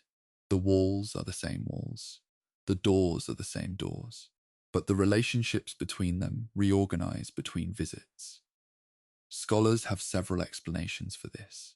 The folk tradition has one. The maze is not a building in any normal sense. It is a record of Shalador's thinking at various stages of his life. Walking through it is walking through his mind in a non-linear order, and his mind reorganizes itself by mood, by error, by the subject he was focused on when each section was built. The whispering is him at different ages, thinking through different problems, recorded in the walls, the way the throat of the world records old conversations. Enchanters and restoration mages, working in certain areas of Skyrim's central and northern regions, encounter a consistent problem. Their spells function. They produce the expected result, but they produce it with a quality of resistance, a slight drag, as though the local magical field has already been working hard for a long time and resents additional demands. The areas where this resistance is strongest map, according to folk tradition, to locations where Shalador ran long-term experiments. The experiments were never formally concluded. They were simply abandoned when he moved his attention elsewhere, left running on their own momentum, gradually running down over the centuries, but not yet fully stopped. A spell does not stop when the mage stops thinking about it. It stops when the energy that sustains it is fully expended. Shalador's largest experiments used so much energy that they are still expending it, slowly, across a time frame measured in centuries. The interference other mages feel is the residue of work done a very long time ago that has not quite finished. Shalador's final documented project was a book. The book had no words. Not a blank book. The pages had a quality of completion, a settled weight of finished purpose that blank pages do not have. The folk tradition holds that opening. It teaches the reader exactly one thing. The thing it teaches is always something the reader already knows. Not a fact they had forgotten, not a realization they had been approaching. Something they were already fully aware of, seen with a clarity that makes the knowledge feel new without changing it in any way. Mages who have encountered this book, or books that match its description, as several candidates have been proposed, describe the experience as one of the most useful they have encountered in terms of magical practice. Understanding what you already know, with the distraction of uncertainty removed, turns out to have significant practical applications. Whether Shalador intended this as a final statement about the nature of magical learning, or whether it was simply what he had left to say at the end of a very long career, the tradition does not attempt to determine. The book sits wherever it sits. It waits. When someone opens it, it tells them what they already know. Shalador built too much to maintain, and too much for anyone after him to fully assess. His experiments are still running. His rooms still rearrange themselves. His foundations still hold. The folk stories about him are not cautionary tales. They are inventories, attempts by ordinary people to account for the effects of a mind that worked at a scale most minds do not reach. The mage in Morthal aged 10 years, reading a preliminary note. The village moved 2 feet and never noticed. The maze changes every day. All of this is still present in Skyrim, ongoing, belonging to a person who has been gone for a very long time and apparently had no expectation that his work would wait politely for him to return and finish it.